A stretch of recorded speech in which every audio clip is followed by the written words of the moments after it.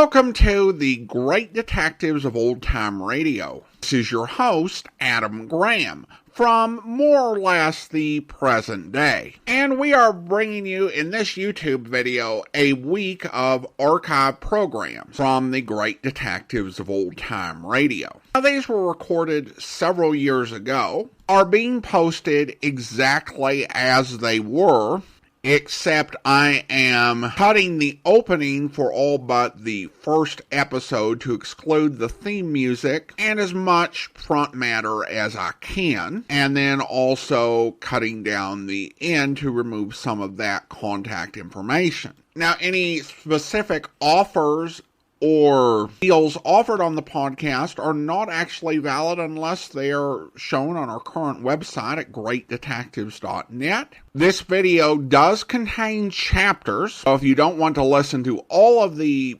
programs in the week, you can skip around to the ones that you want to listen to, just like the original listeners did. Now it's time for our archive programs.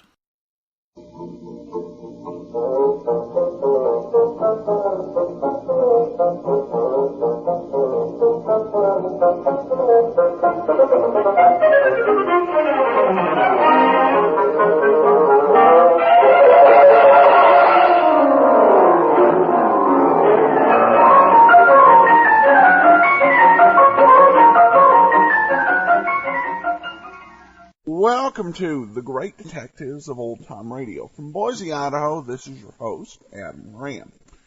Well, Box 13 lasted for 52 weeks, and we have all 52 episodes. So I won't have to worry about any other show in this time slot for about 52 weeks. Between Pat Novak for Hire and successor shows, I've pretty much figured out what I'm going to do for the next 46 weeks at that time slot. But I'm always looking for new detective stories and a fan of those and figuring out what might be interesting to bring to listeners. And I found a couple things that's just very surprising. The big thing is how fortunate we are with the shows that we've been able to listen to and their preservation. Really, it is incredibly rare to have good, well-preserved shows. You take a look at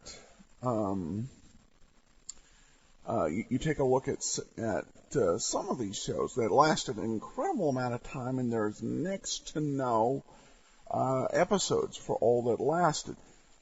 You take, for example, The Thin Man, and most sources I can find, there's maybe 8 episodes in existence. The series ran about 10 years. The Fat Man, about 25, 30 episodes, depending on where you go. Thin Man and Fat Man, I'm going to try maybe run those consecutively. But incredible lack of preservation of some of these shows. But we found something that'll be interesting to play, and we'll go through what we do have. I'm very grateful for the Old Time Radio Researchers Group. They have done an incredible job of finding some pretty great shows out there, and getting them into order so that they can be listened to, and their goal is to make them all available for free, and it's excellent work that they're doing. One thing I found in my research, and it's a collection. They're not a sponsor of the show, but OTR Cat has a disc, Dame Detectives, listing actually series in which women were the lead character, and there's only a smattering of these series. probably the most successful is Kitty Keene, which ran for 37 to 41, so 4 years. But that one, there's only 4 episodes in existence. Candy Matson, 49 to 51, kind of actually a female hard-boiled detective. There's about 14 episodes of that in existence. We might do and I'm leaning towards doing Candy Matson. It's kind of a female version of Pat Novak at some point along the way. Others of these, one they found Phyllis Cohen. That was actually more of the appeal of that one wasn't so much the plot of the show. It was the fact that there was a contest and you could win a prize. Now, unfortunately, folks, I just don't have the, thousands of dollars to give away that the sponsors of the original show had. So, but I'm continuing to look and find great shows, and I'd love to hear some of your suggestions as well, as we figure out what other shows we're going to do on this series. So that we really can enjoy it. And I like a pretty good variety. We got some, we've got some hard-boiled detectives. We've got some soft-boiled detectives. I don't know exactly where to put Dan Holliday on the hard-boiled, soft-boiled scale, because he's got some action, but he's also not necessarily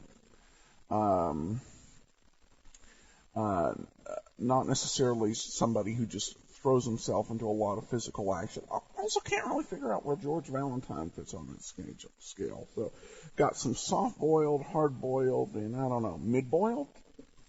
Is that the right term? All right. Well, we're going to get into today's episode of Box 13 in just a moment. As I mentioned last week, and as I've continued to mention, I'm just have a couple recommendations. There's no specific sponsor of the show, but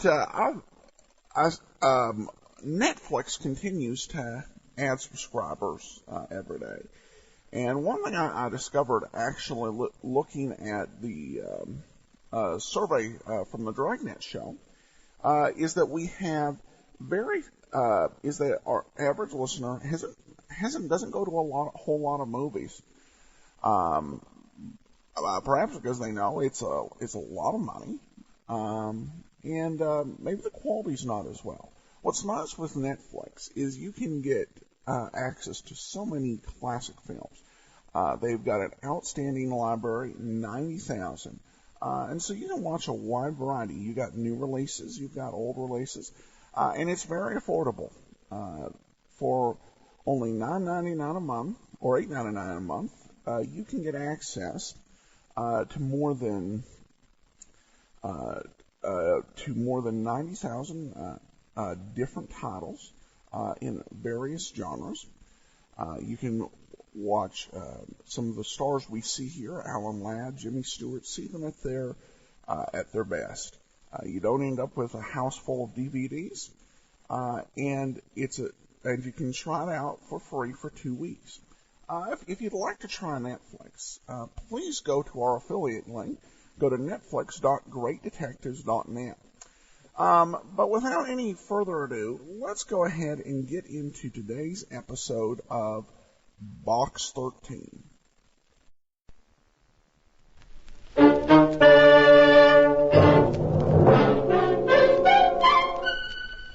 Box 13.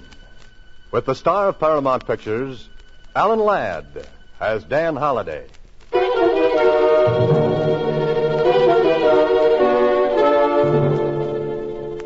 Box 13. Box 13. Box 13. Box. The body lay like a squashed melon at the foot of the cliff. Period. Period is right. Well, what happens now, Holliday? The inspector wonders how.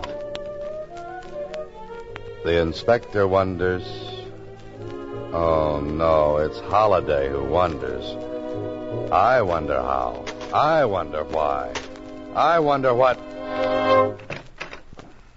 I wonder where you've been, Susie. But, Mr. Holliday, I've only been gone 10 minutes. Went down to Star Times after the mail. Oh, so you did. What's new in Box 13?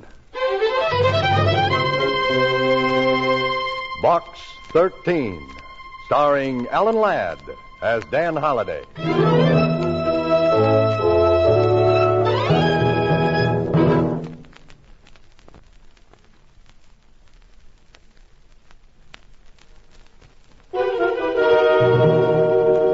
And now, Box 13, starring Alan Ladd as Dan Holliday. Well, this is quite a letter. Your ad, Adventure Wanted, will go any place, do anything, reads like a challenge. If it is, I dare you to go to Bay City Pier tonight and do what you will be told when you board the Ruthie J. The Ruthie J. Mr. Holliday. What's the matter, Susie? You wouldn't go on a boat, would you? Oh, why not? As a kid, I was a Sea Scout. Haven't been on a boat since, and I love them. But, Mr. Holliday, what if when you got on that boat you were Shanghied? Susie, the word is Shanghied. Oh, Shanghied, Shanghied, what's the diff? Suppose some smuggler hits you over the head with a sloop or something, and... A sloop? Oh, Susie. Yes, a sloop. And then they sail off and dump you on the beach at Timbuktu. They couldn't sail off and dump me on the beach at Timbuktu. Why not? Timbuktu happens to be in the middle of the Sahara Desert. Oh. Yes, oh. And please tie an anchor to that imagination of yours. Okay, Mr. Holliday. But if you wind up on the other side of the world, please don't write me a letter about your voyage. No? No. Just reading about the ocean makes me seasick.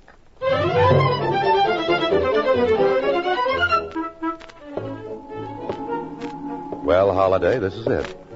Take in a lungful of that fresh ocean breeze. Smell that fresh salt air. And fish. Not so fresh.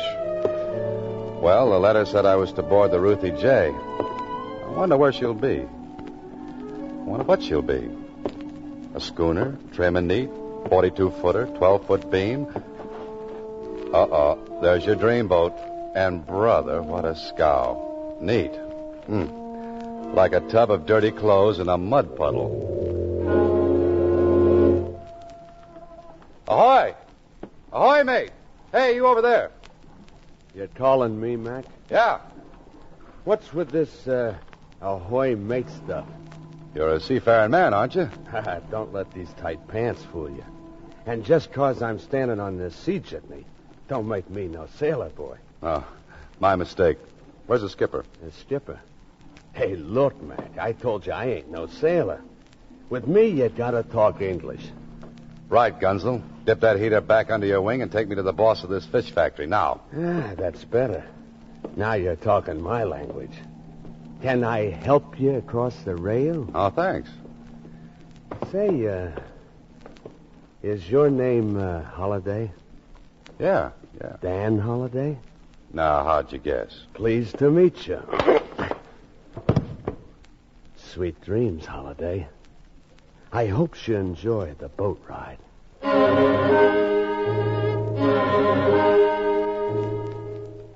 Holiday. Oh, Holiday, you've been sleeping long enough. Better wake up and see what's making your bed roll around like this. Oh, my aching head. Hey, what is this? Don't look now, Holiday, but Susie was right. You've been Shanghied. You're out at sea.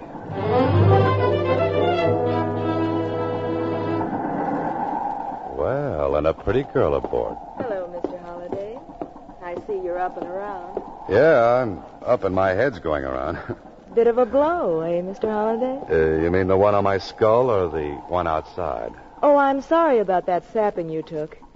Sometimes Manny leans a little heavy with that blackjack of his. If he'd have leaned any heavier, he'd have driven me right through the deck. Was it you who answered my ad for adventure? Does that surprise you? I wouldn't have associated such a violent reception with a lady. You've embarked upon a real adventure. Well, suppose I decide to sit this one out. You could go ashore. Now, which direction is ashore? Immediately astern. Oh, thanks. About 15 miles. Oh, well, in that case, I think I'll stay. Good. I didn't want you to decline my invitation. Which explains Manny and his blackjack as a reception committee. Oh? Well, since you're in back of this, just who are you? My name is Marie Gordon. I felt you might be in need of a vacation, Mr. Holliday. Oh, sort of a holiday for holiday. Is that it? Exactly. Well, great. Now, just where do we go on this vacation? You go fishing with the captain. Oh, I go fishing with the captain. What about you, Miss Gordon? I remain locked in my cabin. I have things to think about. What about Manny and his convincer? He didn't sail. Other business kept him ashore. The plot thickens. I fish with the captain while you stay locked in your cabin, and Manny with his blackjack prowls ashore. Correct. And speaking of plots, Mr. Holliday, I've always admired those in your books. Perhaps you could confirm something for me. I could try. Establish the case of someone having something not his own, wishing to keep it from another person who desires it as well. Where would you put it? Well, in the place you'd least expect to find it, of course. Of course, Mr. Holliday. Good night. Good night, Miss Gordon. Remember, the fish bite early. I know, especially the suckers. There's a strong odor aboard this ship, and it isn't just fish. But there's nothing you can do tonight, Holiday, so you might as well get some sleep. Oh, a sailor's life is the very best life, so it's a sailor's life for me. A sailor's morning. life for... You the captain? Yep. Morning, sir. Come through last night's squall okay? Yeah, except for this bump on my noggin. Rolled against tension, eh? 'Twere a bit rough. Rough is right. Oh, I understand you and I are going to do some fishing. Aye, sir. These grounds is good for swordfish. Might even catch us a marlin. Just where are we, Captain? Them islands way off there is the Catalinas. Plenty of albacore here, too. Doesn't Miss Gordon like to fish? Don't know, sir. This is the first time she's hired me in the Ruthie J. Then this isn't Miss Gordon's boat. Nope. She's mine. We're just chartered for this trip. How long are we provisioned for? 4 or 5 days. Could put in at Avalon if you want to stay out longer. I didn't want to stay out this long. Not ready to go ashore so soon, are you, Mr. Holliday? A few days fishing is just what you need. What I need is to have my head examined. That bump still bothering you? No, but what might be happening back in town is. Relax, Mr. Holliday. Everything will be taken care of. Yeah. But I'm wondering how and what and why. Why is right. Just why would a girl like Marie Gordon maroon you on a fishing boat? What's the gag? And how's it going to be pulled, and on whom? Holiday, as an author, you're not even a good fisherman. You're quite a fisherman, Mr. Holliday. Why, in just 4 days, you handle that heavy gear like a real deep-sea man. Thanks. But don't you think we've got enough fish? You've got another. There goes the line off the outrigging. It's a big one. Let him run, sir. Now, hit him hard. Good. You've got him, sir. Don't look now, but I think he's got me. He's a marlin, I think. Let him play.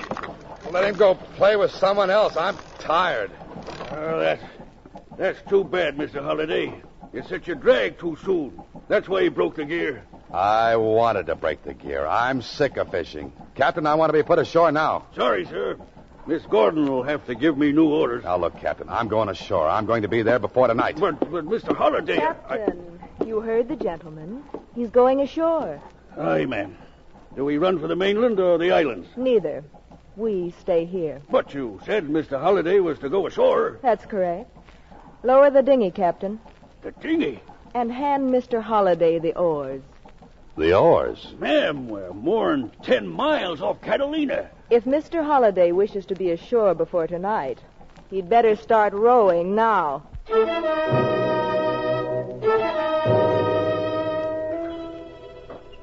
Oh, you beautiful Box 13. If it hadn't have been for you, I wouldn't be out in the middle of the Pacific Ocean in a rowboat. Better rest on your oars a minute, Holliday.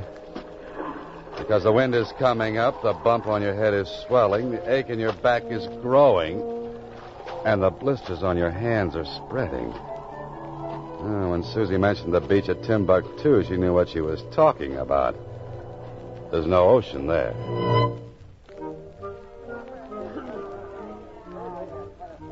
Hey, Spaulding. You looking for me? Oh, there you are, Manny. Yes, I've been looking for you. Now, what does the great Edward B. Spaulding want with Quiet. me? Quiet, will you? You should know better than to mention me by name. Get in that boat. None of your penthouse-type clientele would be in a joint like this. Have a seat, Spaulding. I tell you, that doesn't matter. I just shouldn't be seen even talking. In that case, hit the road. I gotta keep my rep, too. Meaning what? I'm a nice, honest hood. And even though you act and look like the owner of Tiffany's, to me, you're just a fence. Where's your boss? Marie. She's out fishing. Fishing? She couldn't be. Look, pretty boy. If her and this Holiday want to go on a fishing trip, it's their business, see? It's my business to get what I've paid for. The last shipment's overdue. Now, where is it? You're sounding kind of tough for you. With the amount of money this deal involves, I can get tougher. Well, I don't know from nothing. You gotta talk to her. If Marie's trying to pull something... Hey, wait a minute. You mentioned a Holiday. That wouldn't be Dan Holiday. Did I say Holiday? Thought I said Holohan. Or was it Halloween? All right, Manny, be a comedian. But tell your boss if she doesn't produce that merchandise by tomorrow, there'll be trouble. Ha ha. If I told her, she might die of fright. If she doesn't come through, somebody is going to die. And it won't be from fright.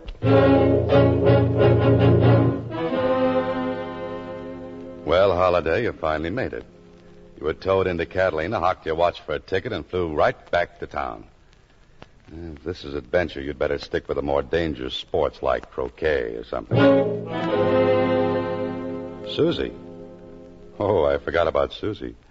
She'll wonder what's happened. I'm 4 days late for lunch. She's not here. Guess she got hungry. She's not here, Holiday, but I am. Yeah, who are you? Get in that office. All right. All right. All right, now what's this all about? I want to know where you've been for 4 days. I don't think I've had the pleasure. It may not prove to be a pleasure, if what I suspect is true. Now, where's Marie Gordon? Marie Gordon? From your expression of surprise, I gather you know what I'm talking about. Did you catch any fish, or was it larger game you were after? Not knowing who you are, I'm at a disadvantage. Disadvantage is even greater now. Now, do you talk or do I shoot? Oh, do I have a choice? No. In that case, I'll talk.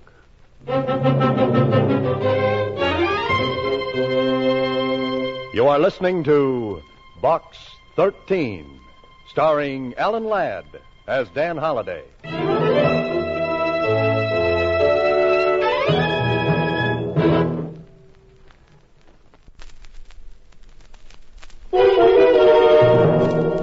And now back to Box 13, starring Alan Ladd as Dan Holliday. Holiday, you can run into more trouble than a kid playing football with a beehive.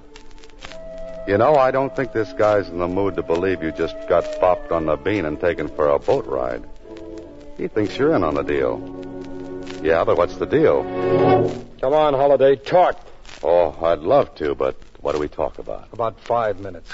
And if by then you haven't told me where you and Marie have been instead of fishing, I'm going to pull this trigger. Now, believe me, I caught 5 tuna, 10 albacore, 4 swordfish, and a pair of blistered hands. And that's no fish story. Hey, where you going? Over here to turn up your radio.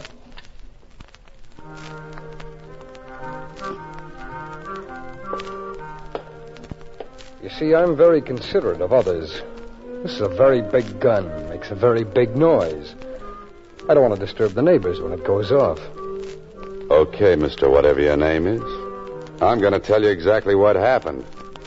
And if you don't believe me, you can start shooting. You sound very brave, Holliday. And I act very dumb. Now, I know it was stupid of me to accept a blind invitation to visit a boat named the Ruthie J. Because when I got there, a tough character in tight pants used my head for a dinner gong. Somebody slugged you? Yeah. And I've got the bump to prove it. This character's name wouldn't begin with the letter M. As far as I'm concerned, it ended with A-N-N-Y. So it was Manny. Well, go on. While I was unconscious, I was tucked Betty by in the cabin of the boat. When I woke up, I was gazing into the lovely blue eyes of one Miss Marie Gordon, a woman I have never seen before in my life. Then I suppose you and this total stranger went fishing for 4 days. Now you took the words right out of my mouth. Well, find some more. And tell me you didn't ask any questions. That you were just brought back home with salt spray in your hair, a beautiful tan, and nothing else. I asked plenty of questions, to which I got plenty of no answers. And for your information, I wasn't brought back home. Oh? You, swam? No, I rode. 10 miles all the way to Catalina. There I caught a plane, took a cab from the airport, and found you here waiting for me. That, brother, is my story. You turned off the radio. What's the trouble? No gunplay? No gunplay. Great, but why the change of heart? Holliday, I understand you're quite an author. But even you couldn't make up a story like that one.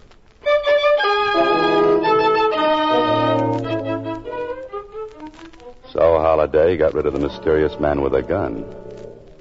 Hey, but what about Susie? She's not here. She's not at home. The Star Times. They'll know what happened to her. Well, if it isn't Dan Holliday. Have a nice vacation? Oh, wonderful, Jonesy. Hey, have you seen Susie? Not since the other morning. She came in with a wire telling her to take a few days vacation. Hey, who told her to take a vacation? Well, you did, of course. Don't you remember? Jonesy, sometimes my left hand just doesn't know what my right hand is writing. Where'd she go? She didn't say. She came in with a man wearing tight pants. She looked for the mail. There wasn't any, and they went away. Man with the tight pants. Manny, I'll see you later. No, now, wait. All this mail came while you've been gone. In a box, too. Here. A box? What could this be? Maybe candy. Oh, nobody loves me that much. Wait. What? You hear something tick in that box right now? Tick. You think it's... I think you better get that thing out of here. Oh, but Jonesy, Take it to police headquarters. Get it out of the building fast. It might blow up any minute. You've ridden in many a taxicab, Holiday, but this is the first one you've taken with a maniac in the driver's seat and a bomb in the back. Inspector Blake. That's my man. You say this thing ticked? Yeah, it sounds like a clock in there. Well, come on, hurry. Where are we going? We've got a bomb shelter down the basement. Oh, that's great, but why take the bomb with us? We're going to open that box. That's all I need. Been soaking for 30 minutes. We're safe now. Whew. Thanks, Inspector. Say, do you mind shoving my heart back into place for me? Now, there's nothing to worry about, my boy. We'll open up this beauty and see what we've got. Holy smoke. These are jewels, Holiday. Now, what made you think this was a time bomb? I have an aversion to anything that ticks. Well, I have an aversion, too. To people like you who come in here talking about time bombs when all they've heard are some loose jewels clicking together. Well, I'm sorry, Inspector. Well, I think I'll beat it. Just let me wrap up those stones. Oh, no, you don't. No, you don't. Those jewels stay here until you can prove ownership. Now, where'd you get them? To whom do they belong? Give me about 30 minutes, Inspector, and I think I'll be able to answer you. So that's what it was, Holiday. A stunt to smuggle jewels. Into box 13, no less. That Marie Gordon, she's a clever, clever girl. No wonder the mysterious character at the office was waving that gun at me. Oh, think of what would have happened if I'd tried to lie to him. Come on, Holiday. You've got places to go and some people to meet. I was so worried about you rowing all that way, Mr. Holliday. Oh, that's okay, Captain. Hey, what I came here for was to locate Miss Gordon. Do you know where I can find her? She's a popular woman. 2 other men come a-looking for her. 2 men? Yep. One was a smooth-looking sort of fella. The other was a tough. With tight pants? That you mention it, yes. He was here when we docked. What happened? Did you hear the conversation? Only that the tough one was to go right quick to a place called Rambler's Inn and wait. Then the other man arrived. Yep. He seemed sore about something. They got in a car together and drove off. That's the last I seen of them. Captain, you're terrific. When my blistered hands heal up, you and I are going back after the Marlin that got away.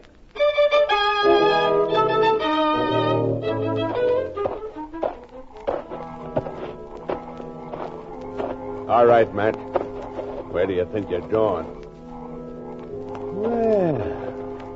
Well, if it ain't Mr. Holliday again. Only this time, I don't think you were invited. Yeah, that's right. And this time you're the one who's going Betty by. You fool! Pleasant dreams, Manny. Here. Just in case you get restless in your sleep, let me tie you in bed with this baling wire. I didn't have time to ask you in which cabin there were, Manny. But those angry voices I hear down the line, I don't think they would be coming from honeymooners. Free for the last time. Where are those jewels? Don't threaten me, Spaulding. Manny's right outside. One call from me and he'd be all over you like a rug. I gave you the money to pay off the smugglers. I want the jewels. At first, the boys didn't want to turn over the stuff. When they finally did, I thought they might try to get it back. So you went off on a fishing trip with a man named Holliday. Why? Certainly. And for a good reason. Holliday has the jewelry. What? How did he get into this? You know about his ad in the Star Times? What about it? Well, I thought we might have trouble with the boys. I had to think of a place to put it where they wouldn't expect to find it. So? I sent it to Box 13. Where are you going? Pay another visit to Dan Holliday. Don't bother. What? I'm here. Holliday! Manny! Manny! I'm afraid Manny won't hear you. What? He's taking his nap. And you look sleepy, too. Say, Manny's blackjack works fine. Your friend Spaulding is sleeping like an infant. Now, what? Now, what's this about my having that smuggled jewelry? You, could share in it with me. You're very generous. I can afford to be. Duty-free, and with Spaulding's wealthy clients. Oh. You decided to cut Spaulding in after all. Why should I? What do you mean? I'd rather cut you in, Mr. Holliday. No, thanks. I'm not interested. But that's foolish. Think of all that money. I am, but I'm also thinking of a great tag for the yarn I'm going to write. But what will that get you? Royalties, lady. Royalties. This is Box 13, starring Alan Ladd as Dan Holliday.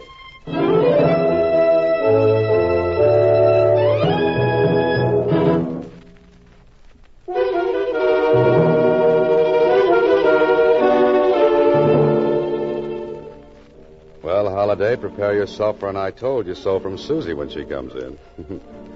Brother, wait till she finds out she was right about those smugglers and my being Shanghied. Holiday. What is it, Inspector? We've been after that smuggling gang for a long time. If that Gordon dame hadn't gotten so greedy and tried to chisel on Spaulding, we wouldn't have caught up with him so soon. And, of course, you helped a bit, too. Coming from a police inspector, those are very kind words. Well, Susie, it's about time you showed up. Oh, hello, Mr. Holliday. My, what a beautiful tan. Catch any fish? All kinds. Tell me, Susie, where have you been? Out of town.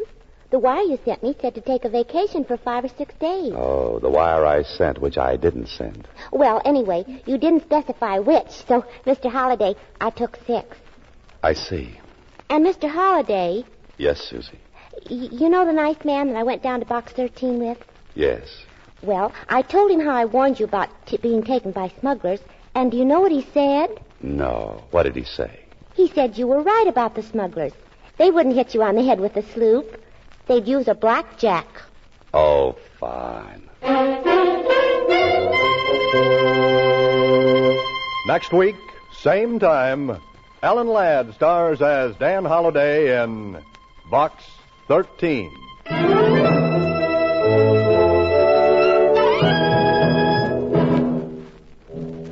Alan Ladd appears through the courtesy of Paramount Pictures and may currently be seen in Wild Harvest. Box 13 is directed by Ted Hediger with original story by Frank Hart-Tausig. The part of Susie is played by Sylvia Picker. Original music was composed and conducted by Rudy Schrager. This is a Mayfair production.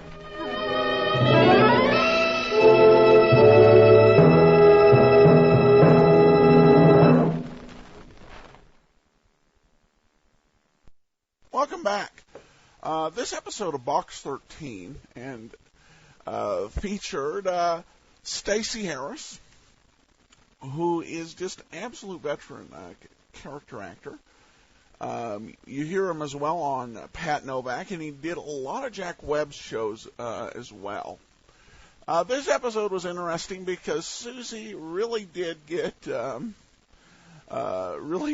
proven right. I guess there's a big moral in here about responding to personal ads responding to responses from strangers. I have to imagine that have to say it was somewhat of a nice touch with trying to use Box 13 to launder the jewels. The plan just had the problem of how they were going to gain access to Box 13. And this was actually the first time in the whole series where they cut away from Dan Holliday in the scene. Though I guess it was they thought that it'd be better for us to see Dan Holliday to see the Stacey Harris character going up to Manny rather than to see Dan Holliday going, oh, this is what I get for putting an ad in the newspaper. Row 10 more miles. From Boise, Idaho, this is your host, Adam Graham, coming to you with today's episode of Pat Novak for Hire. Now, first of all, if you want to contact me, I'd encourage you to send your comments to box13@greatdetectives.net. Also, please go over to greatdetectives.net. Your comments, feedback on the show are welcome. And please cast your vote for us over at podcastalley.com. Now, before I get started and we get into today's episode, I want to let you know a little bit about good hosting.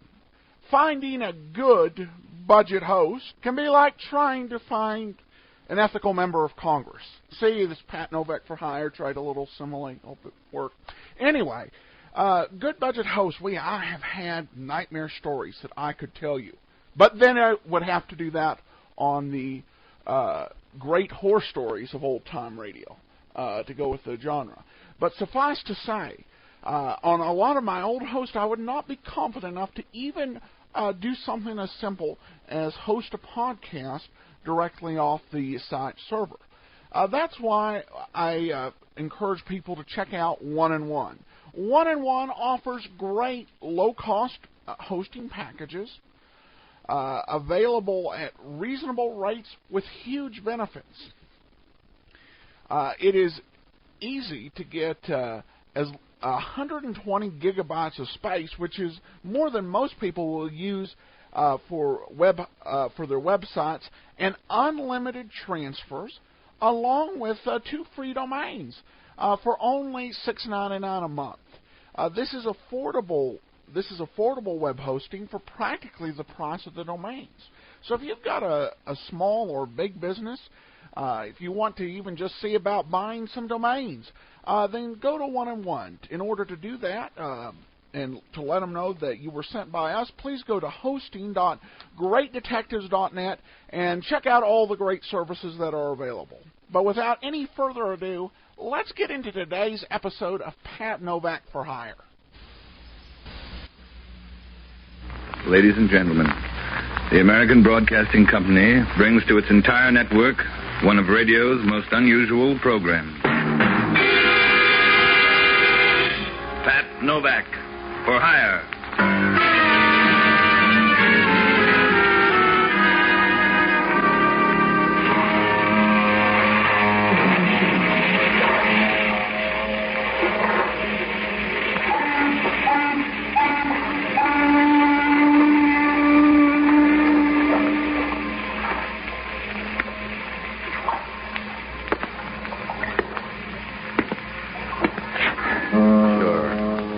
Novak for hire.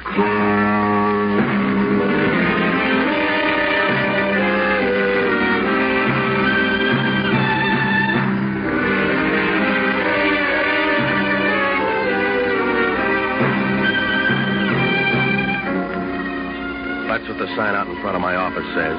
Pat Foghorn for hire. Oh, there are other ways to say it, but down on the waterfront in San Francisco, you got to put your best foot forward, especially if you want to trip up a friend. Down here, a friend is anybody who's been dead more than 10 years. And then it pays to watch out, because if you relax, somebody will come along and knock you on the back of your stomach. Works out all right, though. I rent boats and do anything else you can hide in the dark.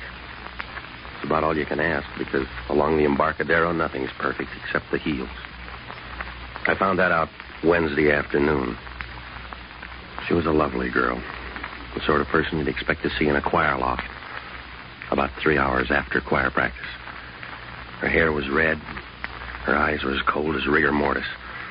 And you knew the first time you met her that you'd been seeing her too often.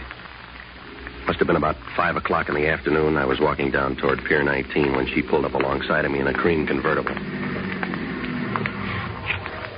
Can I give you a lift? You already have. Well, is that love or reflex action? What's on your mind? You are Mr. Novak, but don't put on your tracksuit. It's a business matter. Well, in that case, you've got a name. I'm Con Regan.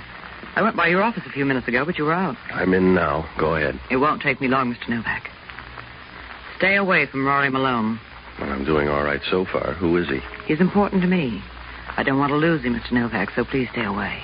Go tell a girl. I don't even know the guy. You will. You're not lying now.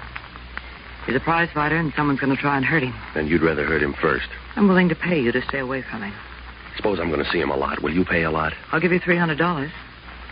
All right, Mr. Novak? You know, you're not smart, Angel. If you're pressing that hard, the other team's going to bid, too. The answer's no. I'm afraid that's up to you. I'm warning you, don't do it. Please don't do it. Yeah, that's what Mother used to say. I'm still all right. Maybe Mother liked you better, Mr. Novak. See you later.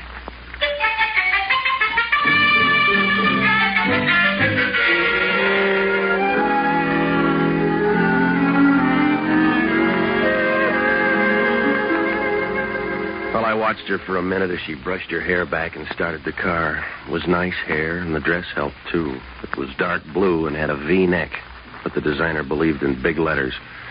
She pulled away and gave me a look you could take on a safari. It was enough to tell me that she was as safe as a tap dancer on a floor full of dynamite caps. I walked up and turned in at Pier 19. When I reached the door of the office, I could see the old man sitting by the desk. He looked tired and a year older than the Bible. His hands were shaking and his skin was coarse and the color of an old razor strap.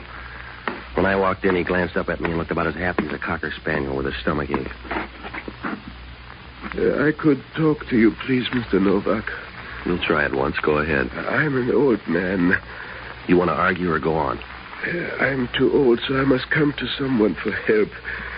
My name is Hans Newmeyer. I would like you to watch someone for me. Someone like Rory Malone? Yeah. But you do not What know is this, Save Rory Malone Week? What's he to you? I am his manager. Oh, you don't ever hear of me because I'm old and not a very good manager, I guess. After this fight, Rory find new manager, maybe. Yeah?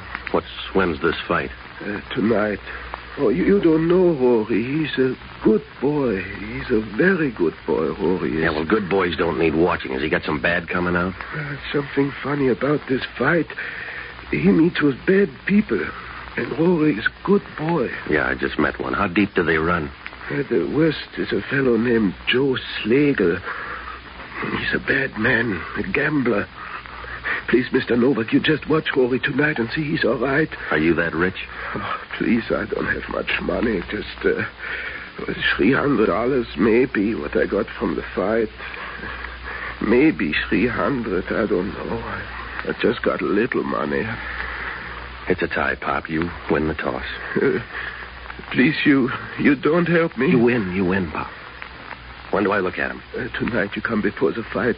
In the dressing room, I show you to Rory, and you see he's all right. Yeah, about 9. Yeah, please, Mr. Novak.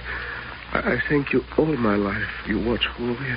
I thank you all my life. Yeah, well, I'm getting short shift on that, but I suppose it's not your fault, Pop. See you at 9.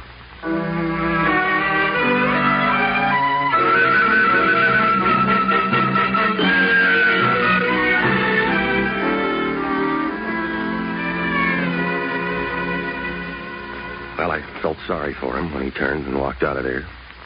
I could afford it. With $300, you can buy a lot of crying towels. At the door, he turned and smiled once before he shuffled out. He moved down the pier with a nervous, uncertain motion like a flower petal in a warm wind. When he disappeared, I took a cab and rode up to the press club. Oh, I found out a lot about Rory Malone, and most of it was good. He was a lightweight, and Hans Newmeyer had picked him up and brought him through the prelims up to main event stuff. He was fighting tonight against a Cleveland boy named George Zarek, and the betting was even. I ran into a Chronicle man whose wife divorced him and named a fight club as correspondent, and he said not to worry about Joe Slagle, that Rory Malone fought for purses, and that's all.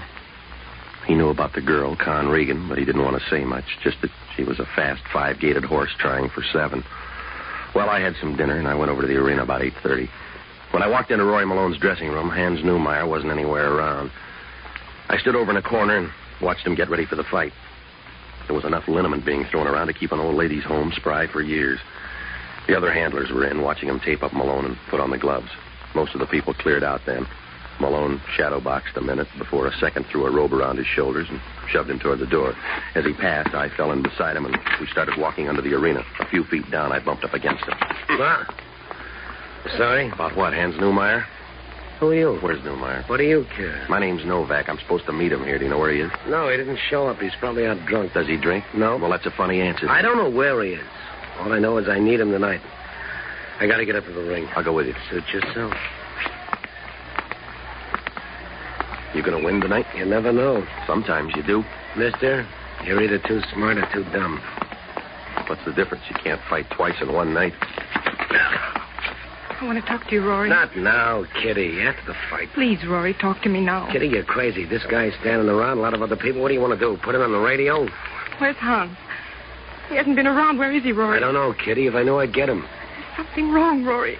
I've been watching. I know there's something wrong about this fight. Yeah. There's only going to be one guy fighting if you don't let me out. Please, Rory, don't brush me off like a dumb fly. I know there's something wrong. I don't want you to get into trouble. All right, Kitty. Oh, don't say all right when you know how I feel. Oh, let's talk about you and Joe Slagle. Oh, please, Rory. You don't know what it's like to see somebody you love go crazy. Your dough is safe, Kitty. That doesn't count. You know that doesn't count, Rory. The little money I've saved doesn't count next to you. Oh, please, Rory, don't do anything wrong. I'd die. I'd die of terrible heartbreak. It hurt me all my life. Stop it, will you, Kitty? Now stop crying. Don't worry, I'll win. Just don't let anything happen, Rory. I won't. I'll see you after the fight. Coming, Novak? Yeah. You're real good with your women, Malone. After this fight, I want a match with you, Novak. I've met 2 of them, and they both have you in their dream books right on the fly leaf. I'll remember. Talk some more. I'll talk enough to tell you that you're being followed about 12 inches behind. That's right, Malone. Keep walking. Turn in the next door. Hey, wait a minute. You better walk, Malone, unless you can outrun a bullet. You too, mister. I agreed an hour ago. All right. Open the door for him, Eddie. Okay.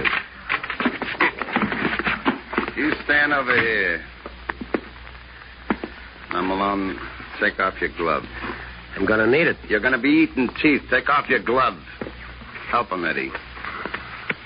Yeah. That's it. Hold him on the other side, Steve. Put his hand on the table, Eddie. Now, give me the block. Yeah. You can cry, Malone. It's going to hurt.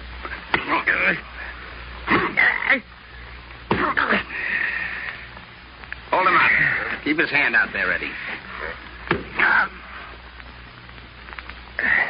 Put the glove back on, Malone. It's too smashed up. It'll hold the pieces. Put it on. You better put it on, Malone. You're overmatched. That's it.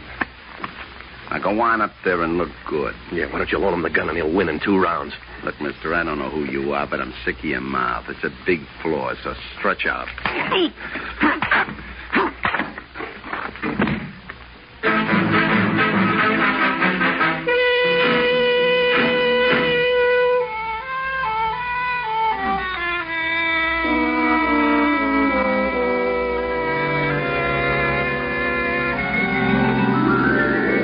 During the next 2 hours, they either moved me or the arena because I woke up in an alley down near the Golden Gate Theater.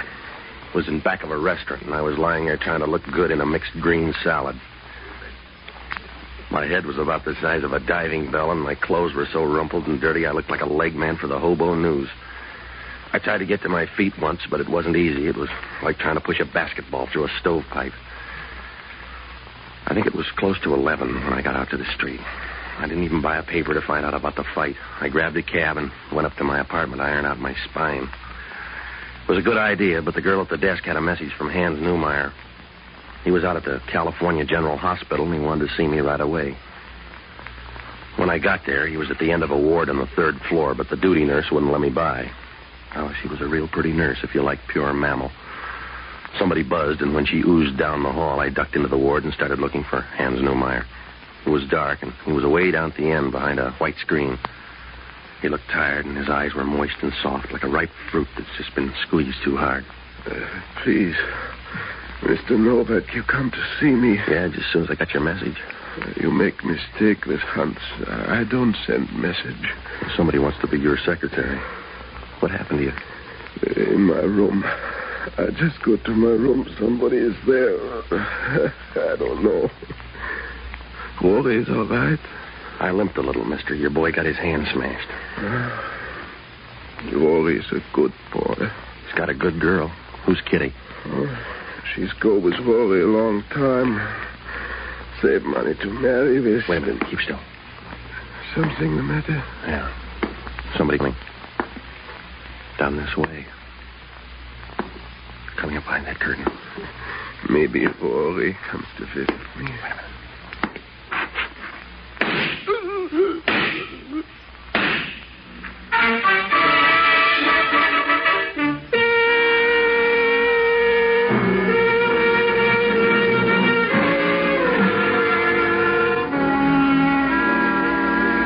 Whoever came to visit him didn't stay long. The old man leaned back in the bed and quit without any fanfare, like a long summer coming to an end. Well, I went out to get the nurse, and I found her down at the end of the hall giving an intern some greedy talk. She hadn't heard the shots, and they hadn't seen anybody come out of the ward. I told her as much as I could, and then she wheeled the old man into another room and called homicide. Well, that call to homicide didn't help, because from now on, things weren't going to improve. I was fighting a forest fire with a can of kerosene. About 20 minutes later, Inspector Hellman showed up. He was full of finesse and fury, and he came charging over about as graceful as a lame lobster. Oh, Novak, you're up late. I had company most of the time. Yeah, and did he bore you? Somebody got tired of him. It happened behind a screen down there in the ward. Who is he? Guy by the name of Hans Neumeyer. He manages a fighter named Rory Malone. Yeah? The killing's mixed up with a fight fix. Not the Zarek fight. Yeah, that's right. They got to Rory Malone 10 minutes before ring time. You got a thin story, Novak. Look, I got a fat one. And I got all the gambling dough in town on my side. The old man got it because Rory Malone was dumped in that fight. I don't believe it. You don't have to believe it, Hellman. They smashed him up. His right hand was as limp as an old piece of lettuce when he climbed into that ring. They should have smashed both hands. Huh? Because Rory Malone won by a knockout in the 5th round. Try another page, Novak.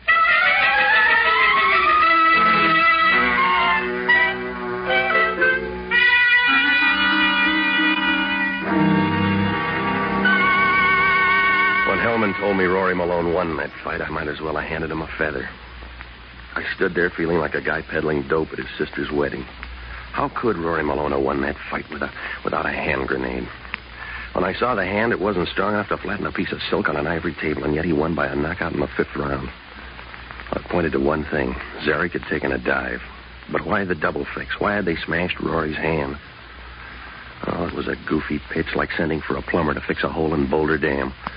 I didn't have time to wrestle around with it because Hellman had talk on his mind. You can't get a bookie in town to take bets on this one, Novak. No, not with you setting the odds. They were that way when I got here, so don't write up a clean bill of health. The guy's dead and nobody else is volunteering. Oh, you'd muff a confession anyway. Before you tumbled, they'd have to cut it in stone across the front of City Hall. What were you doing with the old man? Helping him over the rough spots. Or taking him over the hurdles? He hired me to watch Rory Malone. They were stepping up the pace on his boy. For instance? For instance, Joe Slagle. Everybody says he had a stake in the fight. You don't throw a fight by winning in the 5th round. That's what the book says, but sometimes the book's wrong. You better look up Joe Slagle, and on the same trip you can stop by and see a gal named Con Regan. Yeah? Why? She's Malone's new sparring partner, a tall redhead with lots of dry cells. Oh. She sounds nice. I'll talk to her. And Slagle, too. But I'm going to find out about you and Rory Malone first. I'm going to run down the stuff on this fight, and I'll find out where you fit in. Don't worry, Novak. I'll dig you out. You couldn't dig the jelly out of an omelet, Hellman. Look up the girl and Joe Slagle. They'll talk. Not about each other. There's some connection there. I'll give even money they're friends. They ought to be. What? They were married a month ago in Las Vegas. Or don't you know about love?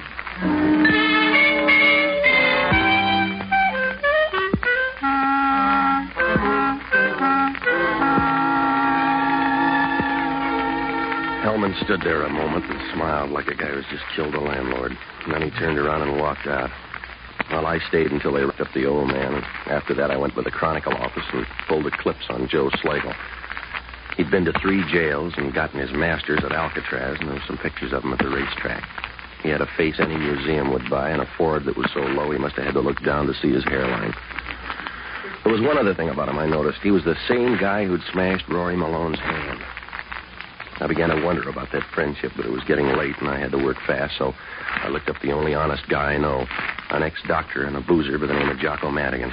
Well, he's a smart guy until he decided a head on your beer is worth more than a head on your shoulders.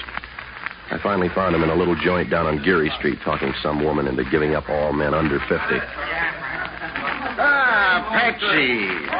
I've missed you in a rather trivial way. Yeah, all right, Jocko. I'm giving this woman a lecture on diminishing returns. Jocko, will you stop drinking long enough to listen? Patsy, you fail to understand my drinking. Actually, I hate whiskey, but I go on drinking as a sort of sop to Providence. Yeah.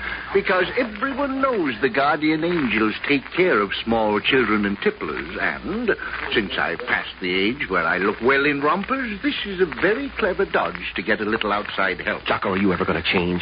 Patsy, don't you know what a burden change is to a man as old as I am? Oh, yeah. Oh, it's not the change we mind. It's the way it happens, by degrees, never giving you a chance to remember anything else. Oh, it's heartbreaking, Patsy. All right. It's like visiting a half-forgotten neighborhood. It hasn't changed completely, just parts of it. A few old houses and some human remnants are still around, enough to remind you of the change, but never enough to make you happy. It's that way with growing old. Will you listen? They don't allow you to grow old suddenly and leave. They insist on this policy of having you dribble off into eternity. It's undignified, Patsy, feeling like a bowl of old dishwater with the stopper pulled out. Jocko, I want to talk to you. Oh, why didn't you say so? What's the matter? An old guy by the name of Hans Neumeyer is dead. Oh, bless him. Homicide's full of fever. They think I killed the old man. What did he do before he stopped doing it? A fight manager. He hired me to watch his fighter, Rory Malone. He should have hired a team because somebody got to him in the hospital tonight. How do you fit in? Well, I was just passing through when the noise started. That was General Custer's problem. It's tied up with tonight's fight. Neumeyer was afraid of a gambler named Joe Slagle. He was around tonight and smashed Malone's hand before ring time. That's a hard way to lose. Yeah, well, it's a harder way to win. Malone won by a knockout in the 5th. Was he fighting his father? I'm not getting any place, Jocko, and I'm doing it in a hurry. It's a bad fit all the way around. They took 2 tries to get the old man, and if Slagle bought the fight, why'd he smash Malone's hand? Let's have a drink. Jocko, you got to help me. Oh, it's the thirst that's confusing. I want you to get up to Rory Malone's place. You can find it in the book. Go through his stuff and try to pick up a lead, will you? Why don't you do it? I'm going to look up a girlfriend named Con Regan. She's married to Slagle, but she's trying to work Malone into the act. Oh, well, in that case, I'd be in the way. Look, I'm in a spot, Jocko. Now get up to that apartment, will you? What if Malone walks in and finds me going through his stuff? Stop worrying. Well, he almost killed a man with one broken hand. Suppose someone smashed the other one.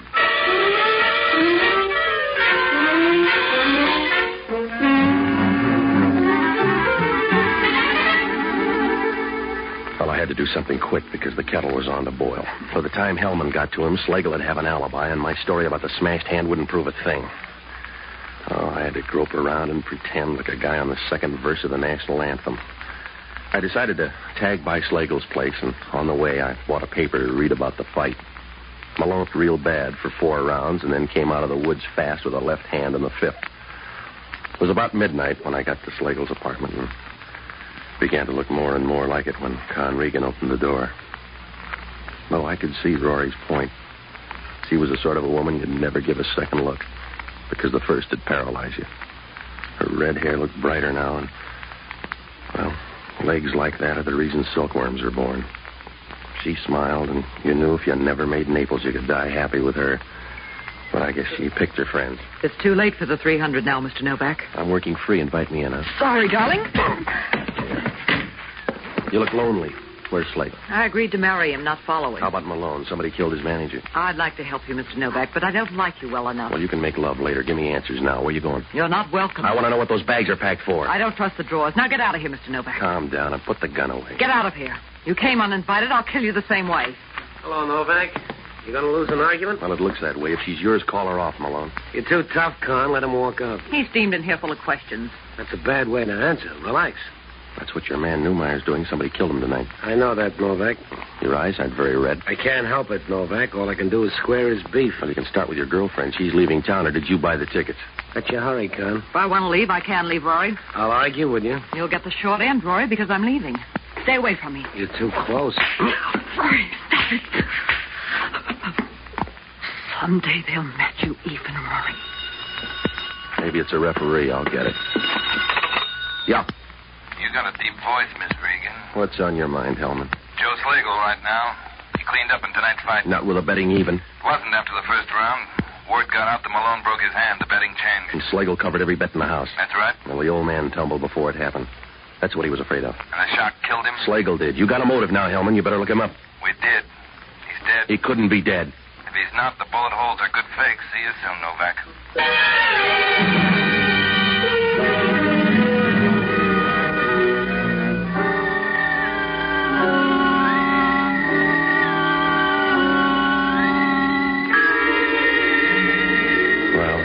I didn't talk to the girl and Rory because I knew they'd dummy up on me and I had nothing to go on. Oh, it was like trying to build a wall out of jelly consomme. Nothing added up now. Whose side was Rory on, and where did that other girl, Kitty, fit in? My luck was on the black market tonight, and I knew it. So I went by my place to check with Jocko. He was in the kitchen, and he looked worried. Ah, Patsy. I was going to break open the thermometer until I found this bottle in the closet. All right, Jocko. What'd you find out? That it pays to know Joe Slagle. There's a $20,000 check in Malone's desk. Slagle signed it. He could afford it. Somebody killed him an hour ago. Where was Malone? I don't know, but that's not gratitude. Well, maybe he'll wire regrets. You'd better get up there. All his stuff's packed for a long trip. Well. A couple of trunks and all his bags. Does that sound like a weekend party? I don't know, Jocko. He's kind of fancy. Maybe he likes a lot of laundry.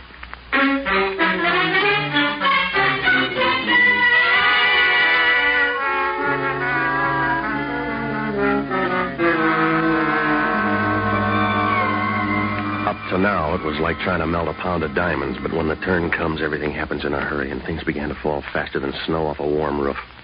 If Jocko was right, it meant Rory and the girl fought, but they did a lot of clinching between rounds.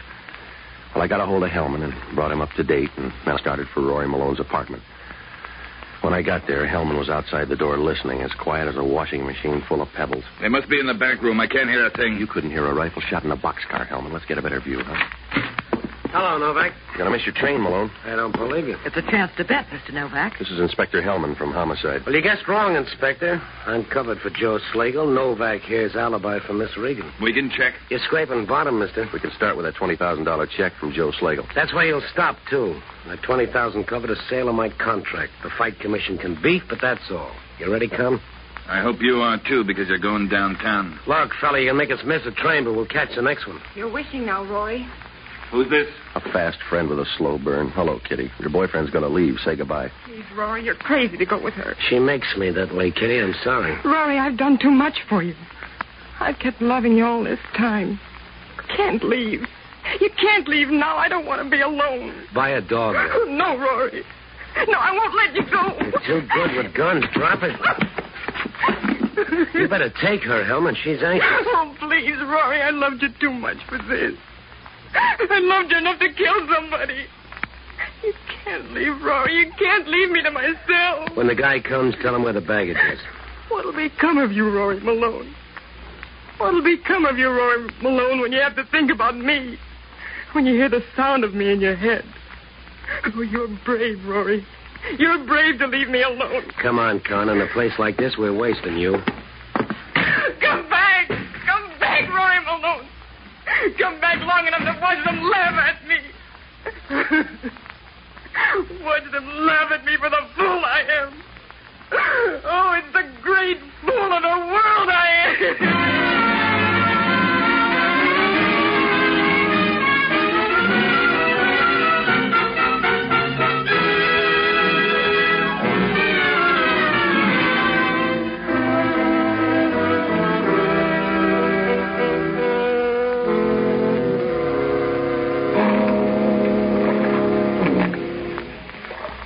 Well, it doesn't prove much, except the right kind of a heel can grind you into the dirt fast. Well, Hellman pieced most of the story together. Slagle and Malone planned the fight, and it went off without a hitch. Slagle bought off the other fighter so that Malone could win as soon as the bets had been covered. Hans Newmeyer had an idea, but he liked Rory too much to believe it.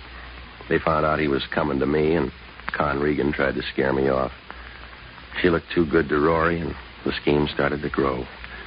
He lied to Slagle after the fight about Newmeyer, so Slagle went into the hospital and killed the old man.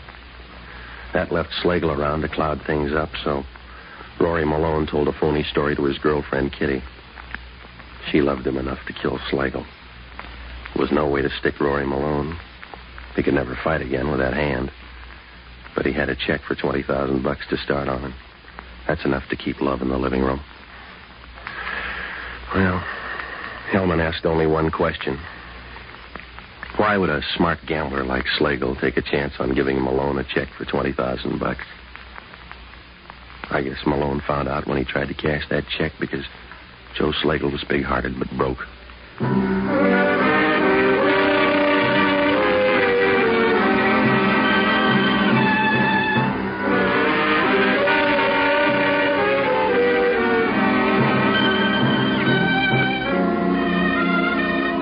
The American Broadcasting Company has just brought you the 6th of a new series, Pat Novak for Hire, starring Jack Webb. Pat Novak is produced and directed by William P. Russo. Jocko Madigan is played by Tudor Owen. Inspector Hellman is played by Raymond Burr. Music was composed and conducted by Basil Adlam. In our cast were Yvonne Patey, Stephen Schnabel, Frank Lovejoy, Lillian Buyeff, and Ted DeCorsia. This program is being released to our servicemen and women overseas through the worldwide facilities of the Armed Forces Radio Service. Be with us again next week when over most of these same ABC stations, we will bring you Pat Novak for Hire. This program came to you from Hollywood.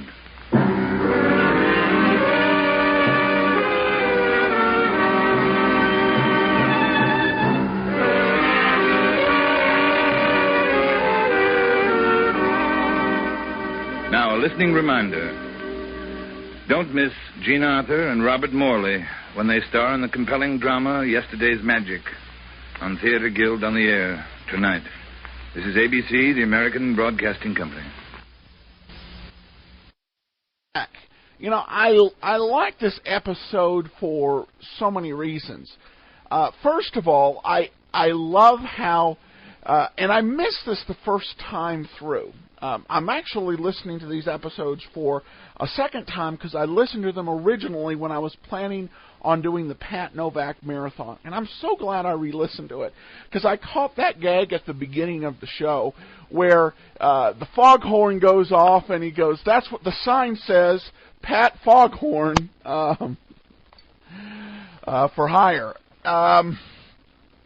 And that description, Richard Breen, who wrote the show, was so good with these just wonderfully rich descriptions, particularly over radio. That really just paints such a vivid picture of who you're talking about. The rich description when the woman pulls up to him in the convertible. Oh, man, that was just fantastic. And I love the ironic twist at the end when the check turned out to be bad. That is just pure, radio noir there. Just a fantastic twist of irony to a great episode. Because otherwise, I think he would have gotten away too easily from this whole thing, other than that whole crushed hen incident. So he's going to probably have to go into some sort of manual labor after this. So, from Boise, Idaho, this is your host, Adam Graham, bringing you another exciting Wednesday edition of Let George Do It. We're finally getting into consistent episodes. As I mentioned on the last show, of the first 77 episodes of Let George Do It, only 4 exist to the present day. Now we're going to get into consistent week in and week out episodes, which is really nice. And you're going to see why this show was so well recorded during this period, I think, with today's episode, The Smugglers. And this was aired April 5th of 1948. But just before we get started with today's show, I do want to let you know about an important solution in need of every small business. Today you need reliable web hosting. If you pay for a web host and it won't do what you need it to do, and you can't rely on its servers, it doesn't do you a whole lot of good. I know I've had some unreliable hosting in the past. That's why I recommend you try out my current host, 1&1. 1&1 offers a wide variety of hosting services to meet the needs of any individual or business at a reasonable price, and includes unlimited transfer, which is what makes it possible to host the show. Try it out for yourself. Go to hosting.greatdetectives.net and try out 1&1. I think you will like it. They've got fair rates, and more importantly, they'll be up there when you need it for your business. All right. Well, without any further ado, let's go ahead and get into today's episode of Let George Do It.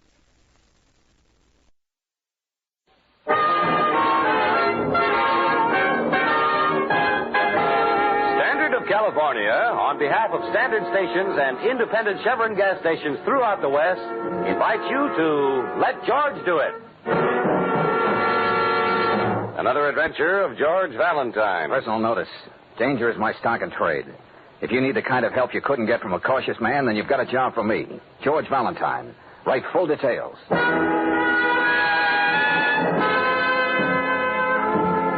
Mr. Valentine, you may have forgotten the one time we met.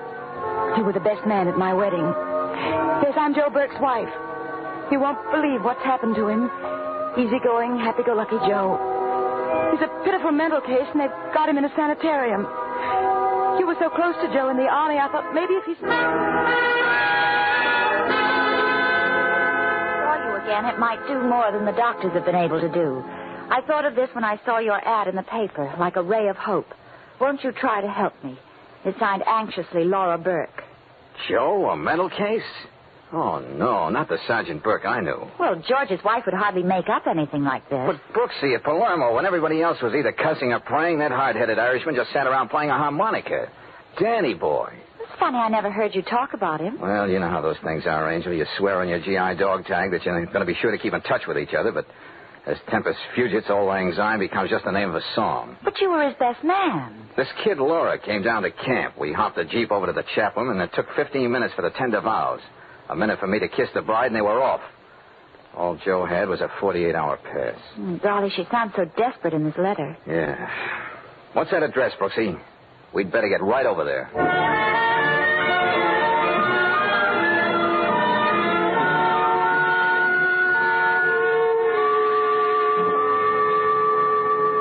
Maybe it's only one chance in 1,000. I had to turn to you, Mr. Valentine. The name is George, remember?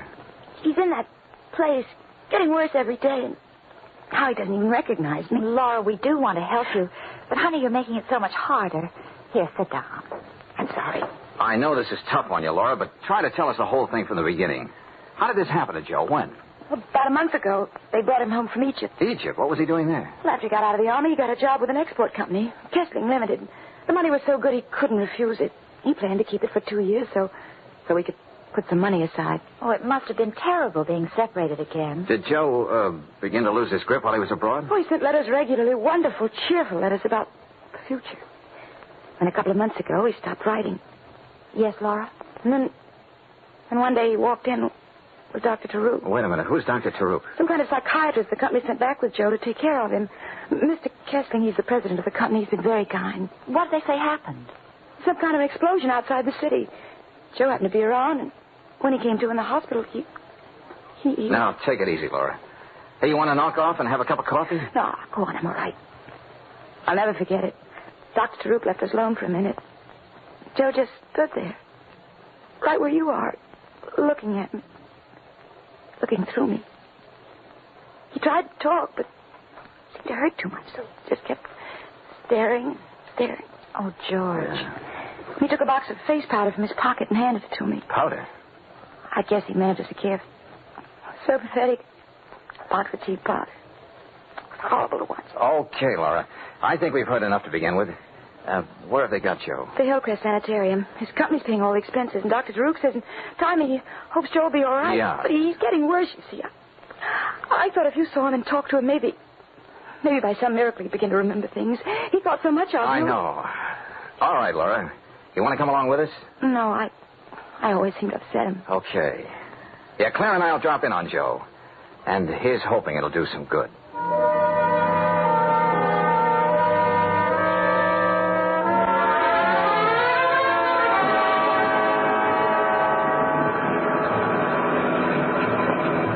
A sanitarium should have peace and quiet, but they should build it where people can find it. Yes, it is out of the way. Gosh, and every time I look down into that valley, I get dizzy. Kind of unusual, isn't it, Brooksie? What? A company going to quite so much trouble for one of their people? Sanitarium special psychiatrist who seems to stay on and on? Well, darling, maybe the milk of human kindness doesn't curdle as easily as most people think. Maybe not. Brooksie, I've been in some tough spots. But I think seeing Joe like this is going to be just about the toughest.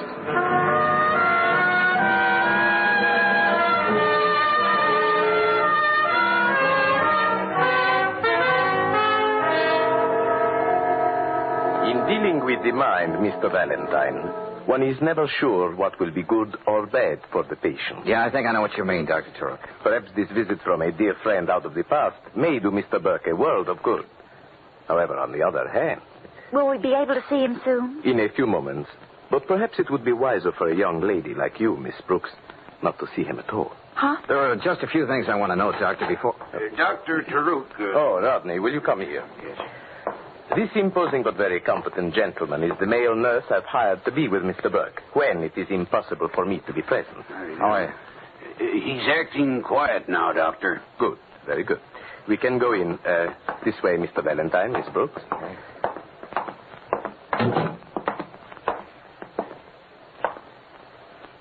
There he is.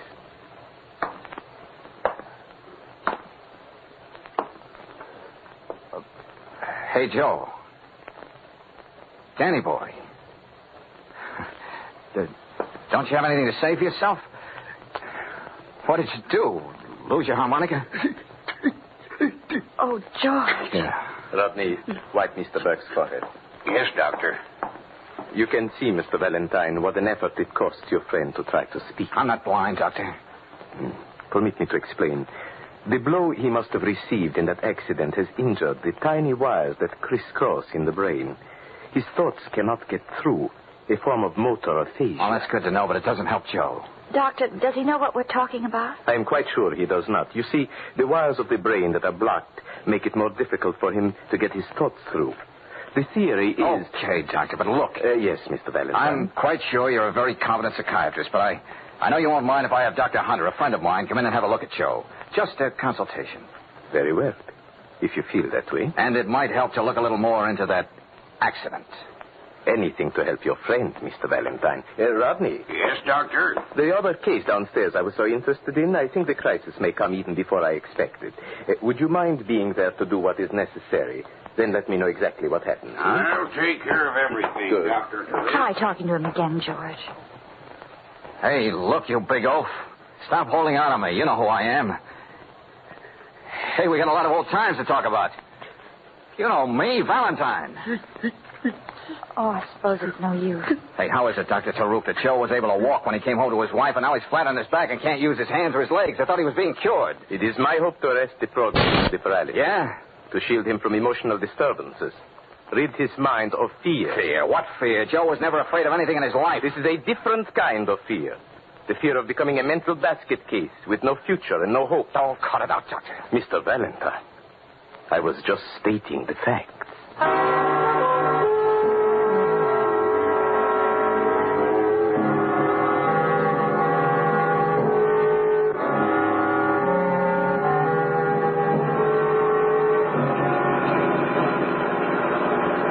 And to hold from this day forward, till death us do part. What are you trying to say, darling? I'm just the best man with a photographic memory. Oh, I know how you feel about Joe and Laura. Death, Brooksie, those two should be together. Something's got to be done about it. Look, do yourself a favor, George, and listen to me. This is something you don't know anything about. You're no psychiatrist. No, you listen to me, Angel. I know Joe looks as though his head was full of nuts and bolts, but he recognized me. What do you mean? We used to have a way of winking at each other, just to say, keep your skin on, brother. This man's war will be over someday. Well? Well, that's what he was giving me back there. I know it. Are you sure you aren't imagining something you want to believe? I don't care for that oily Dr. Brooksie, and I care less for that overgrown meatball Rodney hovering over Joe every minute of the day. I just have a feeling he's not getting the right chance. You can't let it be a question of feelings, darling. Believe me. Wow. Golly, me too. Oh, a fine place to get a blowout. A few more yards and we would have gone pitching into that valley. Hey, wait a minute, Brooksie. Don't open that door. Get down. George, what's the matter with you? Maybe that wasn't a blowout. What? Just playing safe. Well, there doesn't seem to be anyone around now. You stay where you are, Angel. I'll take a look-see. Did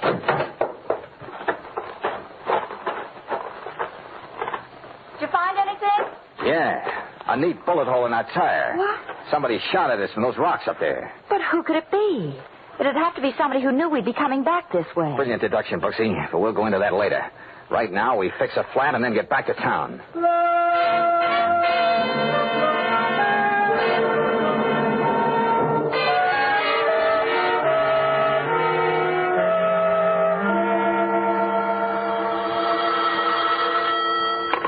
Hello? Yes, he's here. Just a moment. It's Walker, financial editor of the Bulletin, Good, returning your call. Good. Yeah? Uh-huh. You hold it a second, Walker, huh? Look, Claire, take this down as I give it to you. Okay. Go on, shoot. Uh-huh, yeah. Kessling, export and import, fined $50,000 6 weeks ago. Smuggling, diamonds. What? And a shipment of face powder. Since then, out of business.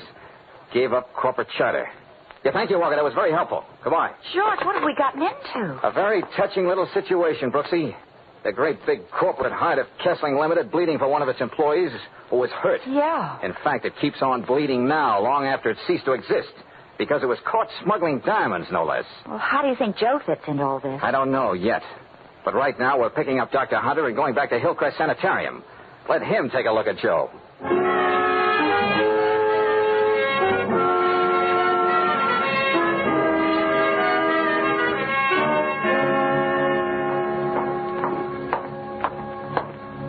Yeah, Doc? What'd you find out, Dr. Hunter? I took a good look at your friend, George, and had a long talk with Dr. Taruk. Well, Frank? In Taruk's place, I'd have to diagnose the case exactly as he has. Oh. Motor aphasia. Now, progressive paralysis. The whole thing apparently started from some severe shock. I see. Well, now I don't know what to do. His wife told me if we found anything wrong to get him out of here. He's getting all the proper care as far as I can see. Frankly, I wouldn't suggest that he be moved in his present condition. Okay. Okay, Frank, you know what you know and I know what I know. Now, Maybe George. I'm wrong about Taruk, as a doctor, I mean. But there are too many other things wrong about this setup, including that bullet in my tire. Yes, and I still say Joe Burke was winking at me.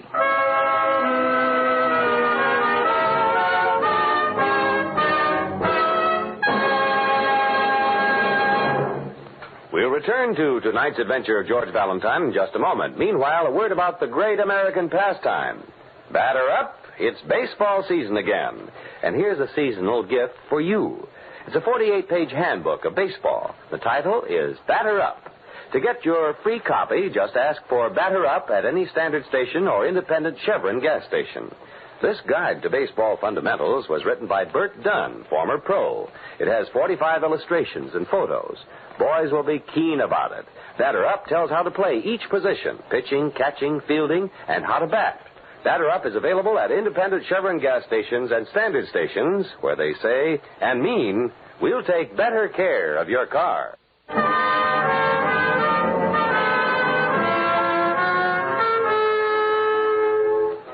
And now back to tonight's adventure of George Valentine. Well, you go through the war with a fellow who becomes your buddy. You lose sight of him, and suddenly his wife shows up saying he's in the sanitarium, a mental case. You try to see what it's all about, a bullet comes at you from nowhere. More than that, you're told your buddy is getting the best possible care.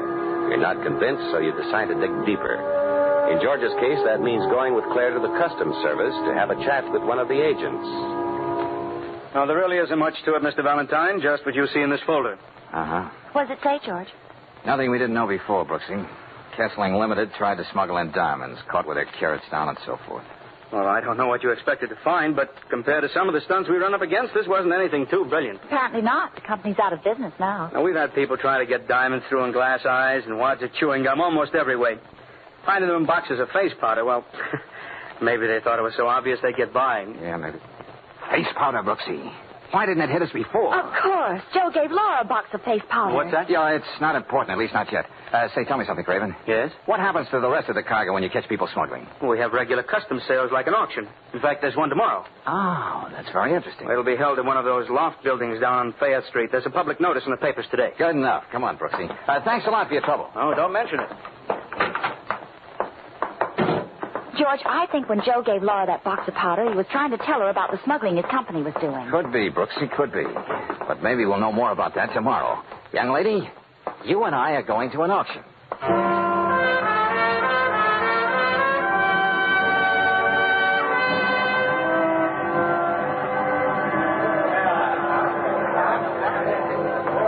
All right over here, everybody. Lot 114, 3,000 boxes of face powder, quality second grade, trade name Cleopatra's Secret. Sorted shades. Now, what do I hear? The whole lot isn't worth $100, Brooksie, but here I go, and we'll see what happens. $300, Mr. Auctioneer. How much did you say? $300. If you get stuck with all that powder, I don't know how we're going to get it out of here. Well, I don't suppose there'll be any more bids, so, 400. George. Yeah, no, Angel. I'm going to hit it again just to make sure. 500. 600. The gentleman who said 500, you got another bid, sir? Not me. Count me out. Okay, if the gentleman who bid 600... No one ever did find out Cleopatra's secret, Brooksie. What do you say we go downstairs and see if we can't make history?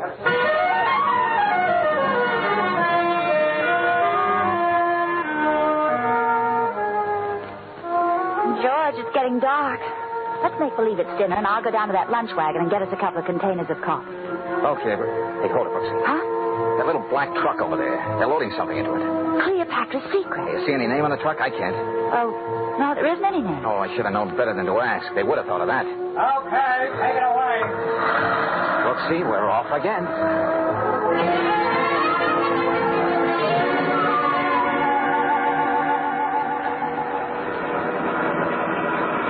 We'll keep a good half a block behind them, just like this. Darling, I never want to see another warehouse as long as I live.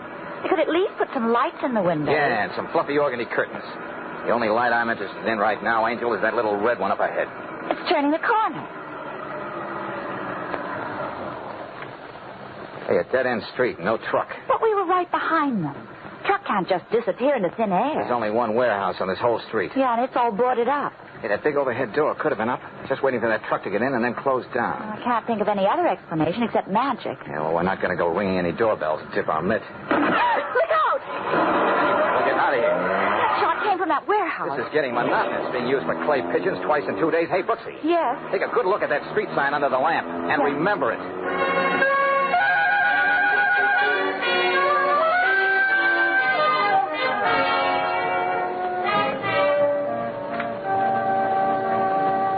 Listen to this, Brooksie. All the dope on that warehouse on Barrow Street. It's owned by the Fallon Trading Company. So? And the officers and stockholders of Fallon are the same as those of the late Kessling Limited, including the very kindly Mr. Kessling Laura told us about. George, I can't make head or tails out of this. Why would they go and buy up all that old worthless face powder? I don't have the answer, Brooksie, but maybe Laura has. That's why we're going over and see her right now. Laura! What happened to you? I don't know, really. Claire, something hit me. Oh, didn't you see who it was? No, I was sitting here waiting for a call from you, and then I don't remember anything except waking up on the floor. George, this place is in a sham. Well, they didn't take anything. What's that? No, I looked all around. My pocketbook with almost $100 in it. Oh, my jewelry. Oh, that's still there on the dresser. Uh-huh.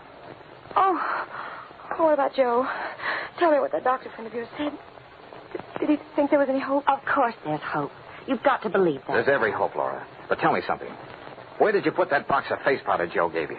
Powder? Yes, you remember. You told us about it. Oh, yeah. Well, I just opened it and then I put it in that drawer over there. Yeah, I'm sure of it.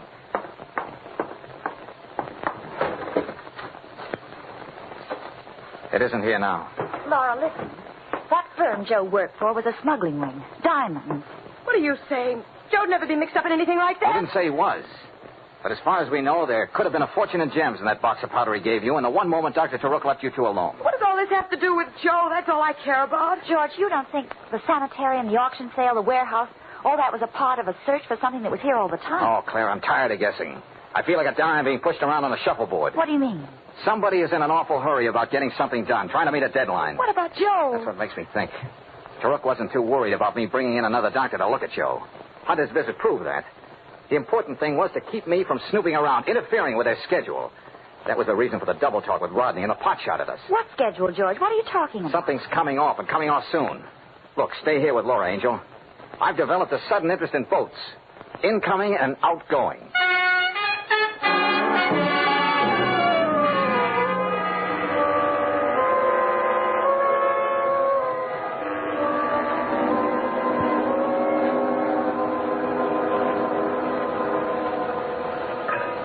You again, Valentine. Yeah, Craven, the Customs Service and I are getting to be just like that. I'll be right with you as soon as I clear this manifesto. All right, Donnie, you can put that shipment through. Hey, look, fella, this is really important, and time is what we don't have the most of. Huh? Oh, if you've still got that Kessling deal on your mind... No. Same people, but a different name. As far as you know, is there anything coming through for the company known as Fallon Trading? No, I don't know, but I can soon find out. Here, just a minute. Well?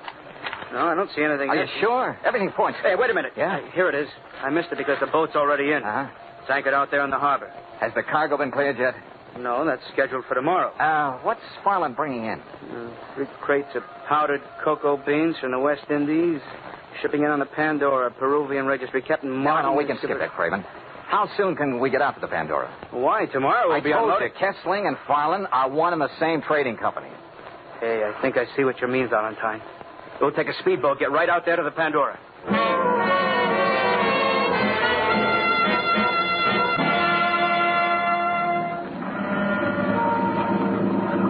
Ahoy there! Customs Service, Captain, we're coming aboard. Come on, Valentine. What can I do for you? I thought you weren't ready for us until tomorrow. Something special turned up, Skipper. Yeah, specifically powdered cocoa beans from Fallon Company. This trip. Those are some of their crates right here on deck. Okay, let's try this one for a start.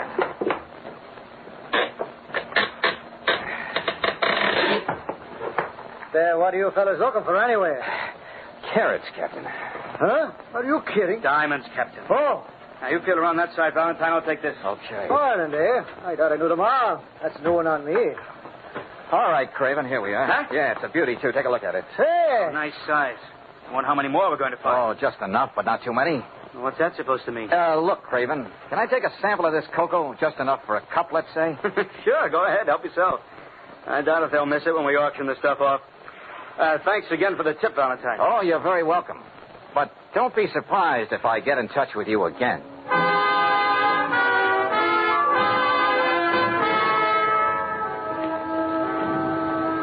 Well, Mr. Ross, what's the verdict? What does the chemical analysis show? Powdered cocoa, huh? Oh, never mind the suspense. What did you find? Oh, there is cocoa here, all right, but mixed with something that sells for roughly $7,000 a pound. Dope. $7,000 a pound. No wonder Kessling and the boys could afford to use diamonds for window dressing. What's that? Oh, it'd take too long to explain. Thanks. And remind me to submit your name for the Nobel Prize.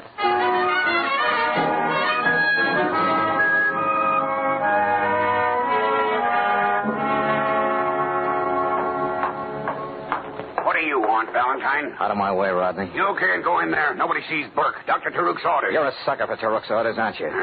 You shouldn't have missed me when you took a shot at my car on the road yesterday. I was just waiting for that big yap to open like that so I could...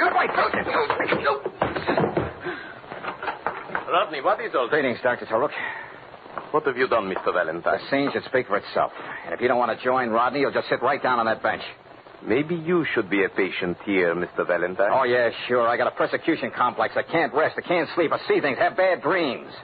I'm afraid there's no hope for me until I hear you and your friends try to explain more than $1 million worth of dope. I have nothing to say. When the police and the customs men get here, Dr. Taruk, you'll have plenty to say.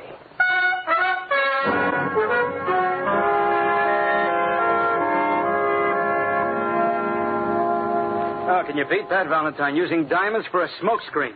Yep, Craven, that was the racket. They plant the diamonds, not too expensive ones, of course, in case the shipment is open. If they're found, nobody looks any further. And they pay the fine. And they buy up the supposedly worthless stuff at the auction for peanuts and make themselves $1 million. Tell me, how did that friend of yours in the sanitarium fit into all this, Valentine? Well, as I get it, Joe found out what Kessling was doing and was going to talk. All that stuff about an accident in Egypt was a bunk. Now they gave him a brutal going over. When he came out of it, he had what psychiatrists so pompously call functional neuroses induced by severe blows on the head. Of course, they probably meant to kill him. Sure, but why take chances? There might be investigations. Now, they figured it was better this way. Taruk could see to it that Joe didn't snap out of it until this shipment came through. Then they'd all take it on the lam. That was their deadline.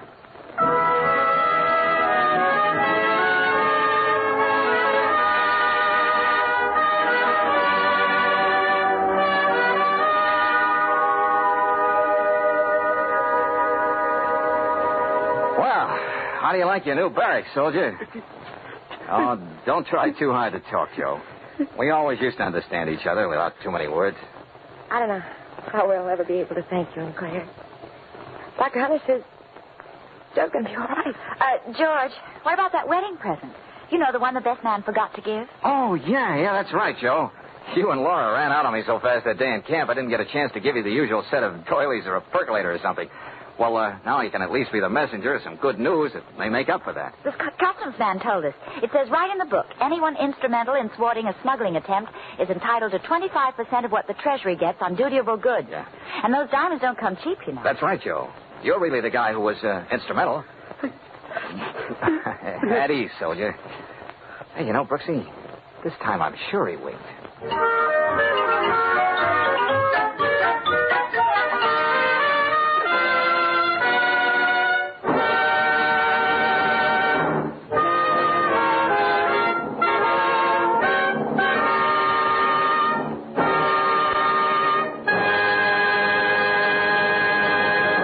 Next week, when you tune our way for another adventure of George Valentine, you'll hear...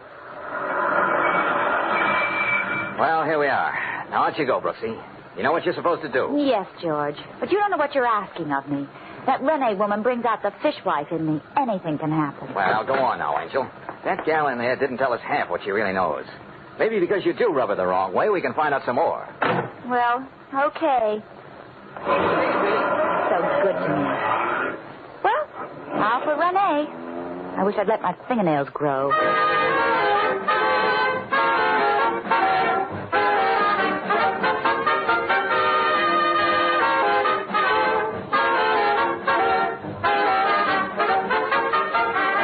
Tonight's adventure of George Valentine has been brought to you by Standard of California on behalf of independent Chevron gas stations and Standard stations throughout the West. Let George Do It stars Robert Bailey as George with Frances Robinson as Claire. Tonight's story was written by David Victor and Herbert Little Jr. and directed by Don Clark. Also heard in the cast were Betty Lou Gerson, Paul Frees, Jack Cushion, Dick Ryan, Herb Vigran, and Joe Duvall. The music is composed and conducted by Eddie Dunstetter. Your announcer, John Heaston. Listen again next week, same time, same station, to Let George Do It.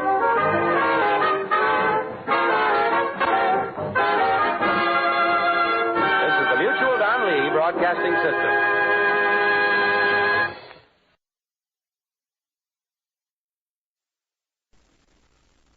Welcome back. You know, this was a great episode. I think this show illustrates one of the keys to the popularity of George Valentine in this show, because it's his background in the show as having come back from the war. And it's not really something you hear about on most private detective shows. And if it is, you hear it in passing. It's been mentioned several times that he came home from the Army. And this, I think, appealed to a lot of Americans just because of the pure number of people, of men who'd gone off to serve during the war. George Valentine was one of them. He was somebody you could relate to, and so I think that's one of the big keys to his success. This episode, I thought, was it really had a great mix in there. I thought the mystery was fantastic. I think particularly with the time, as we're listening to this episode, when it was originally broadcast, it was less than 3 years after World War II had ended. So getting out of contact with the old Army buddies was something that people really could relate to. So I think it really hit home with people, and I think it still does today, just the way that they played it. The only complaint I had is, and it's something that happens in detective shows, where people throw suspicion on themselves by doing things like shooting at George Valentine in the car. And the thing is, as far as I can tell, the thug only took one shot at the car and ended up hitting the tires. Now, sometimes I think that's criminal psychology. Ooh, I'm going to scare them away. Oh, what you're going to do is make them really suspicious. Somebody is shooting at me. And they had to know I was coming down this road. That did not take Sherlock Holmes to figure out. Sherlock Holmes would be on tomorrow, but I'm sure he would have gotten it as well. And I must make a confession. And I know some people will throw eggs at their computer or iPod. I actually went ahead and I cut out the last commercial break. I let the first 4 episodes of Let George Do It in with all the commercials. This one, I'm finding a happy medium, and I'm cutting out the last break. I know people have different preferences around commercials. They don't really bother me so much on this podcast like the Dragnet commercials. But when I first started the Dragnet episodes, I had listened to about 40 episodes already, and I was sick of the Fatima ads. That's why we started cutting them out. In this case, the way Let George Do It is structured, I did not like how Chevron made you sit through a commercial to find out what was going to happen next week. And so I cut that one out. So profuse apologies if that bothers anyone too much. But you get the commercials, and the rest of us get a little bit of a shorter podcast. So it's a fair trade. A happy medium for now. From Boise, Idaho, this is your host, Adam Graham. Welcoming you to Sherlock Holmes as we continue the 1936 season. You know, the first 4 episodes covered 5 years, from 30 to 35. Now, our 6th episode actually was broadcast the week after our 5th episode. and then we don't have anything until for the rest of this run of series. And we'll be back actually next week with a 1-hour special that you're going to love. So don't miss that at all. But this is actually not based on a Sherlock Holmes story by Arthur Conan Doyle, but I think you'll enjoy it, particularly if you're a Hitchcock fan, because it's got kind of shades of that. Even though it didn't have anything to do with Hitchcock in terms of writing it. Before we get started, I want to encourage you to visit the show notes side, greatdetectives.net, and sign up there to subscribe to all of our podcasts. Feel free to email me, box13@greatdetectives.net. And please cast your vote for our show on Podcast Alley. It helps support the show, and it'll continue to grow in influence as we get this new show off the ground. Before we get started with today's episode, the Armchair Solution, I want to let you know about my hosting service. You know, it's a challenge finding the right tool to do the job. And that's definitely true of hosting. You'll have a lot of cheap hosts out there that will promise you the world, but will end up failing to deliver even the basics of service. That's why I use 1&1, and I think you should too. With 1&1, you have got unlimited transfer. You can get 2 free domains, more with higher end packages, and at a low, reasonable price with a small setup fee. It's important for your business, or if you've got something you want to do for a church or just your own personal site, to have something reliable, something that you can trust on, something where it's not going to be a mystery as to how you're going to get it to work. The mystery's great in many things, but you really want your web host to be elementary. And that's why you should sign up at 1&1. If you want to sign up at 1&1, try the same web host I use. Go to hosting.greatdetectives.net. That's hosting.greatdetectives.net. But let's get into today's story, The Armchair Solution.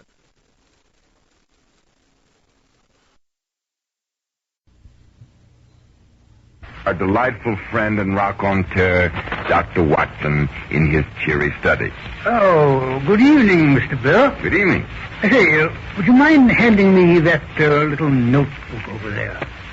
The old bullet wound in my leg's acting up again. I don't enjoy hopping about. Of course. I'm terribly sorry. I didn't notice. Why would you, Mr. Burr? Why would you? I'm still capable of my 5 miles a day, provided, of course, it's one of my good days. Well, of course you are.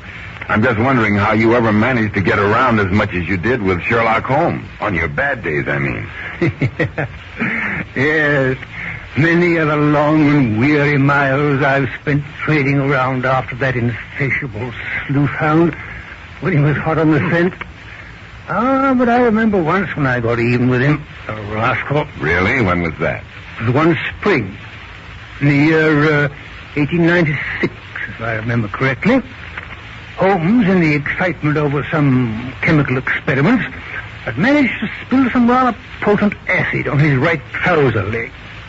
Before he noticed it, the fabric was completely eaten away, and the flesh underneath had sustained a dangerous burn.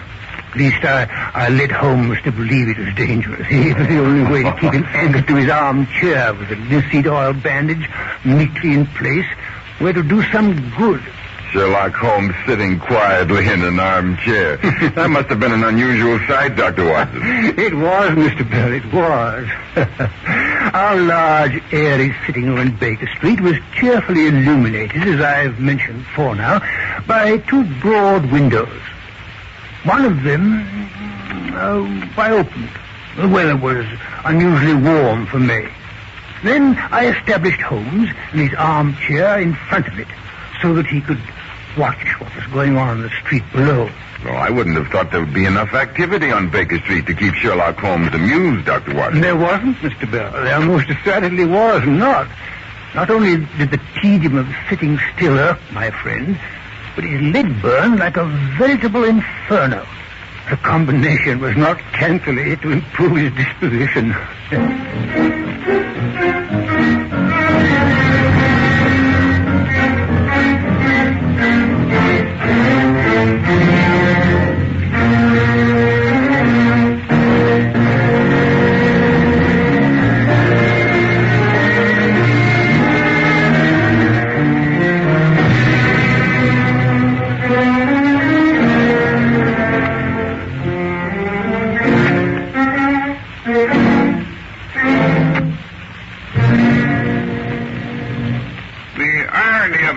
The discouraging, disgusting, disciplinary? No, disgraceful irony of it. What? This blasted idleness. But Holmes, after all, it's not your fault if you're temporarily hors de combat, as they say in our more elegant novel. Who said it was? I'm not complaining because I'm not able to go about looking for trouble, but because no one brings me any. Here I am, the greatest unofficial consulting detective alive. What's so extraordinary in that? What do you mean? What do you mean? I thought you always claimed you were the only unofficial consulting detective. I am. Well, then naturally you're the greatest. Now, don't quibble, Watson. As I was saying, here I am, the greatest consulting detective, the last and highest court of appeals in detection. And no one comes to consult me. No one brings me a crime to solve. Maybe there haven't been any. Oh, nonsense. The newspapers are full of crimes. 2 bank robberies, an abduction, 3 fires of undoubtedly incendiary origin, and a stolen baby carriage I reported in yesterday's paper alone. Jimmy. But does Scotland Yard remember my existence? Does Lestrade drop in this dilatory way? Not at all. Nor have they managed to solve the cases for themselves. No, they're content to let matters drift. Shiftless inefficiency. And here I sit, my brain stagnating, my energies untapped. I'd even be content to work on the baby carriage, blast it. Yes, but look here, Holmes. Even if they brought one of these cases to you for solution, you're in no condition to go prowling about town collecting the necessary data. I wouldn't need to, Watson. Not if they bring me the facts. Anyone, even Lestrade, can unearth facts. It's the correct interpretation of them that marks the expert. The science of deduction and analysis is one that can only be acquired by long and arduous study. From a drop of water, the true logician can infer the possibility of an Atlantic or a Niagara. Oh, well, if all he wants is a glass of water... Water, bah! I know all there is to know about the water supply of London. Furthermore, I'm not thirsty. No. What I crave is mental stimulation, something to occupy my brain. And what happens? Nothing. Absolutely nothing. Even the passers-by in Baker Street this morning are incredible dullness and respectability. What have we had? A washerwoman with a cold from going out in the air too soon after working over her steaming tubs. Barber with asthma from clipping dusty hair. A postman with corns. And 2 distributors of religious pamphlets, one on each side of the street. Not what one would term exciting specimens of the so-called Homo sapiens. Well, good heavens, you can't expect thieves and beggars and cutthroats every day of the week. Well, why not? Every human being is a potential criminal. In fact, you might be surprised to know, Watson, how many people hide a crime of some sort in their past. Oh, rubbish. I'm no misanthrope like you. Oh, you're always looking at life through the rosy tinted spectacles of a confirmed romanticist. I wonder it doesn't make you bilious. Hello. There's the chap I've been waiting for. Where? Turning into Baker Street from Marylebone Road. Drunker than usual. Dear. Auntie will be annoyed. Holmes, what are you babbling about? You must be running a fever. Certainly not. My temperature's perfectly normal. What day of the month is it, Watson? Why, it's the, Afraid I don't really remember. Don't remember? This place, the breakfast table, is all littered up with bills, and he doesn't know the day of the month it is. By Jove, of course. It must be the first of the month. Bravo, Watson. I knew you could do it if you tried. You go to blazing. I have, judging from the fire in this leg. Now, what connection has the first of the month got with the inebriated young gentleman lurching up the other side of the street? Watson, do you mean to tell me that during all the years we've inhabited this suite of rooms, you haven't noticed that come the first of the month, young Mr. Peckworth comes to collect his allowance from his bedridden old aunt who lives in number 224? To the right of his garden house, which lies directly opposite us? I never even knew there was a Mrs. Peckworth in the neighborhood. There isn't. The old girl's name is Blunt, Mrs. Blunt. She married Peckworth's mother's brother, wealthy soap manufacturer, now deceased. Stingy old money bag with a conscience that bristles like a porcupine. Understand she's threatened to cut young Mr. Peckworth out of her will if he turns up once more under the influence of liquor. Here he is. Not only tipsy, but an hour late. The old lady's in a fury. How do you know so much about it? Mrs. Hudson has a butter and egg borrowing acquaintance with Mrs. Blunt's housekeeper, the sole attendant. Elderly spinster by the name of O'Reilly, Bridget O'Reilly. Yes, but how do you know the old harridan's in a temper on this particular morning? I've seen her face. She has her couch drawn to that second-story bay window.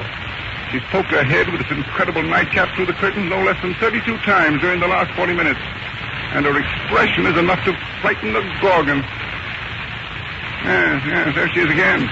By Jove, she's caught sight of her nephew and noticed the difficulty he's having in negotiating her front steps. I'm glad I'm not in his shoes. Yes, there's a potential drama of no mean voltage in that household, Watson. I wouldn't be surprised if it... Hello? The door is open before Mr. Peckworth is trying to pull the bell. Oh, that's Miss O'Reilly, the housekeeper.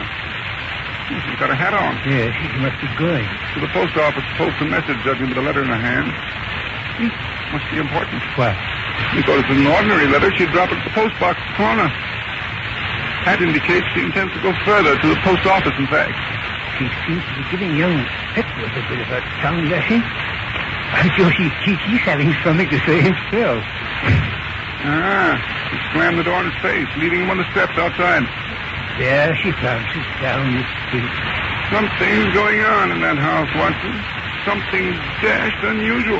And what gives you that impression, Bridget O'Reilly was so unstrung she forgot to remove her apron.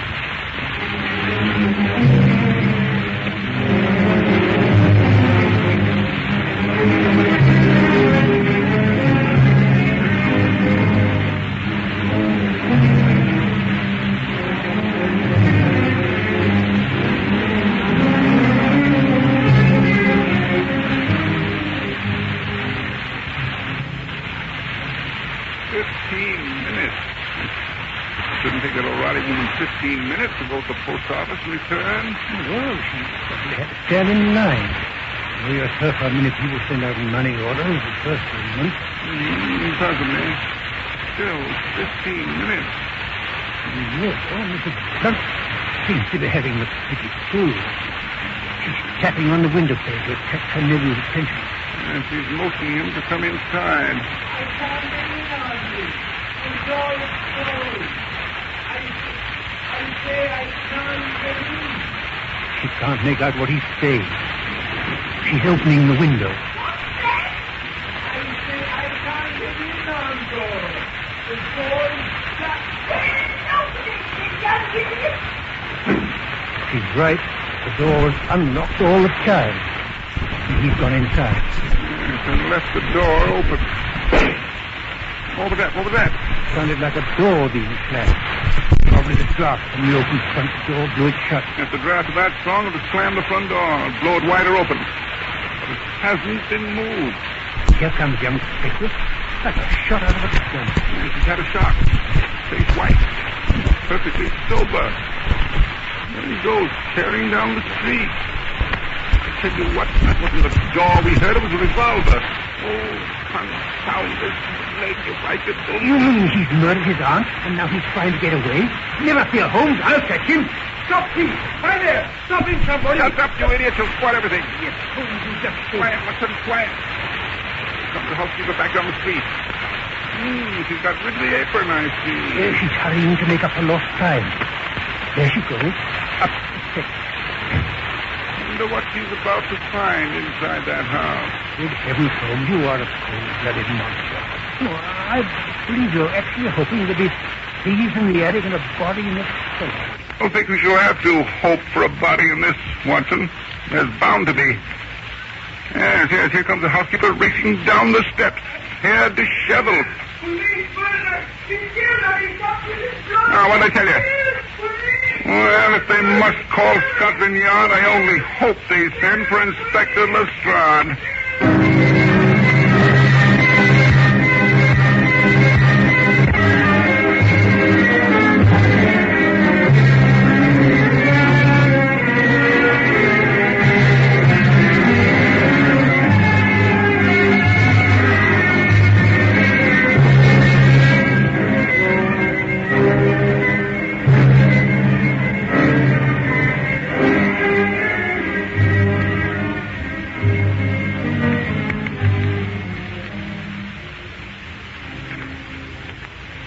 Oh, I do wish you'd come away from that window and eat your supper. Oh, confound it. Lestrade has been in that house for 5 hours now.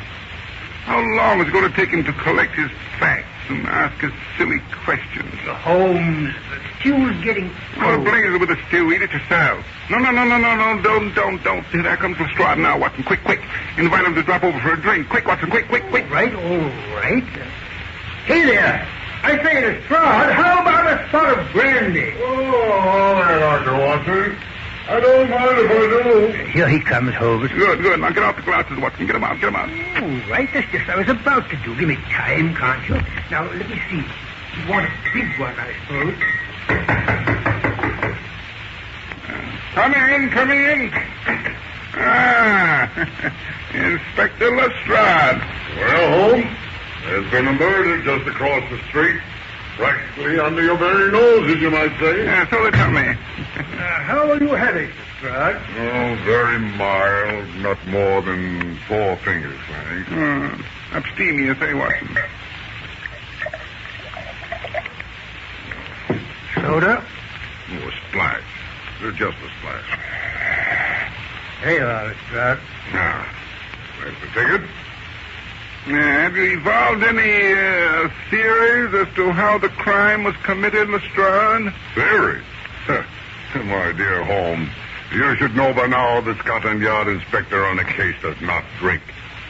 We arrested the murderer at his club not half an hour ago.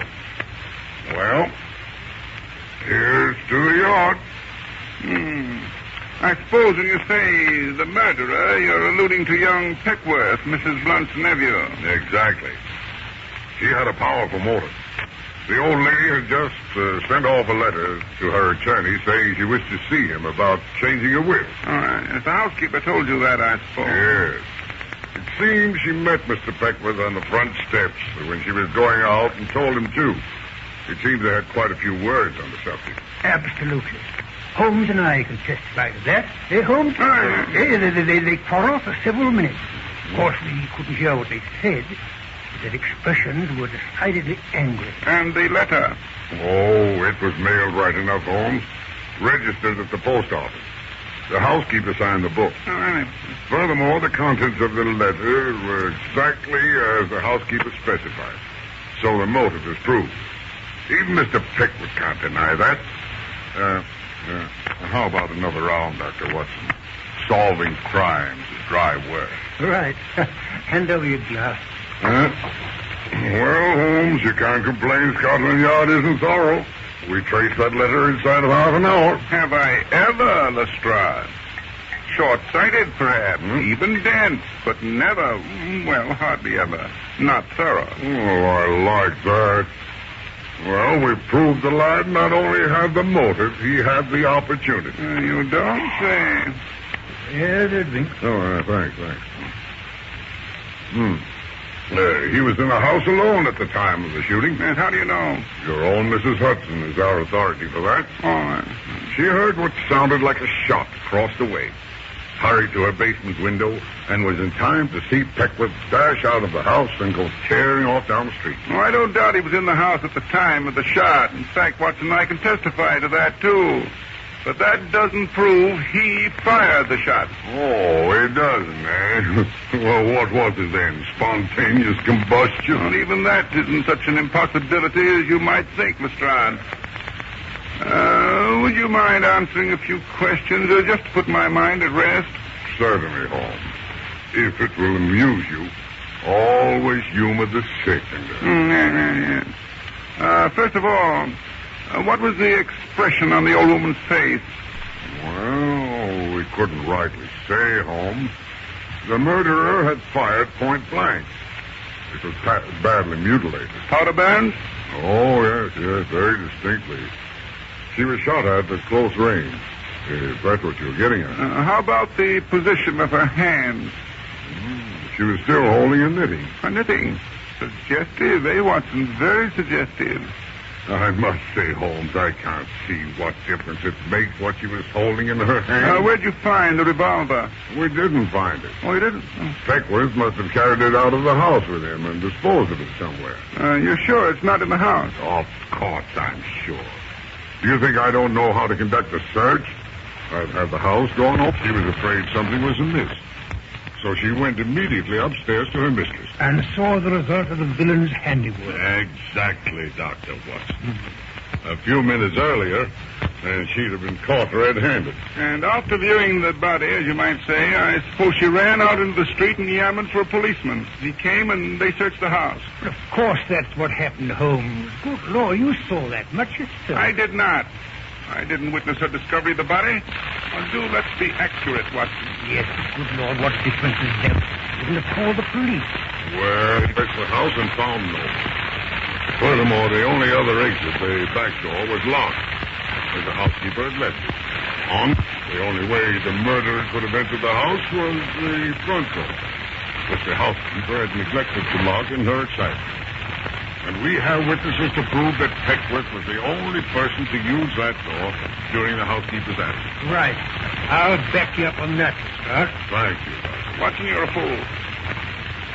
What has young Peckworth to say about all this, Lestrade? Oh, the usual thing. Bleats about his innocence. Says he was just about to go upstairs when he heard the shot. Realized that something was decidedly wrong and that he'd be blamed for it if he was found on the spot. Said he never was upstairs at all.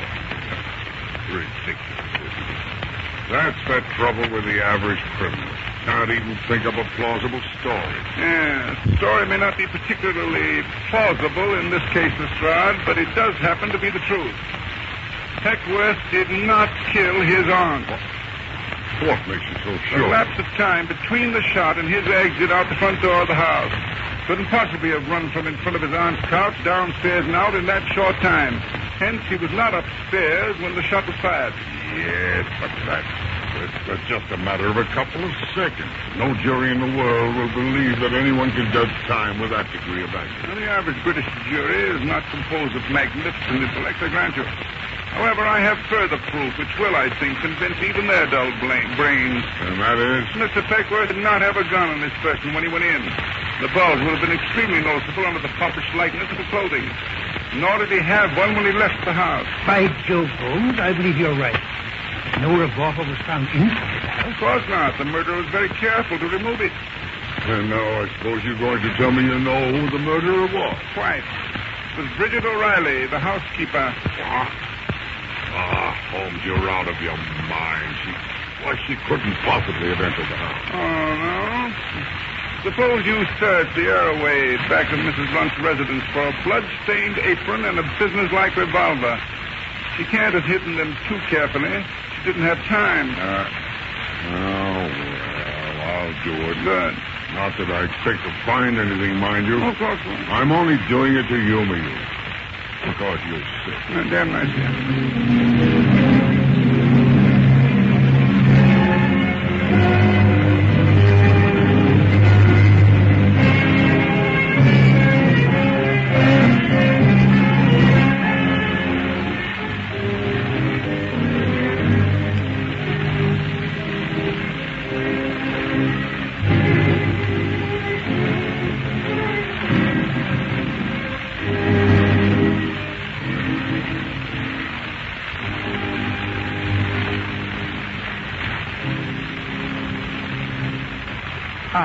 Here comes Lestrade back again, Holmes.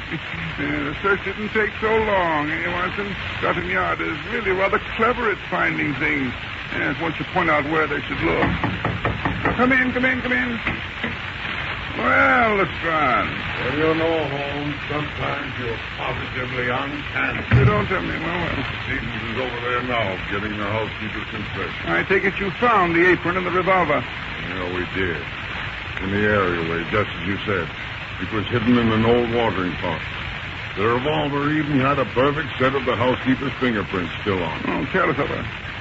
But how you figured it out, Holmes, is beyond me. I knew the moment you said the victim was still clutching her knitting. Yes, but whoever it was that shot her didn't take her unawares. She was shot from the front at close range. However, the approach of the murderer didn't alarm the old lady, or she would have dropped her knitting and put up her hands to defend herself. Of course, I see what you're getting at. Now, don't interrupt, Watson. And the only two people who were that intimate with the old lady were a nephew and a housekeeper. Matter of fact, had her nephew entered the room, she would probably put down her knitting in order to give him a tongue lashing. Furthermore, we know it could not have been the nephew because he did not carry the revolver out of the house. Well, who was left? Housekeeper, of course. Well, I can grasp with all that, Holmes. But dash it all, how did she get in and out?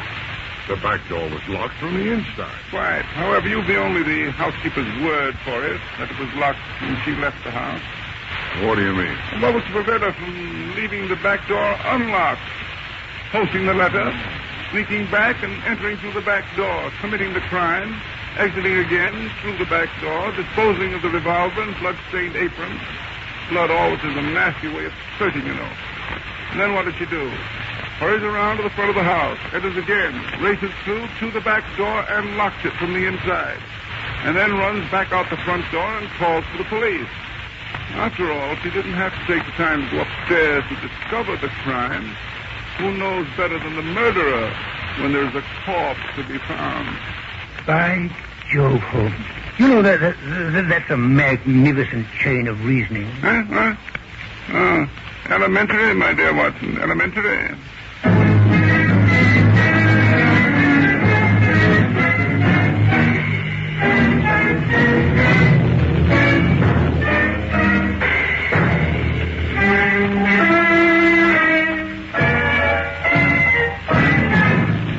Well, Dr. Watson, that was certainly a nice bit of logic. It was.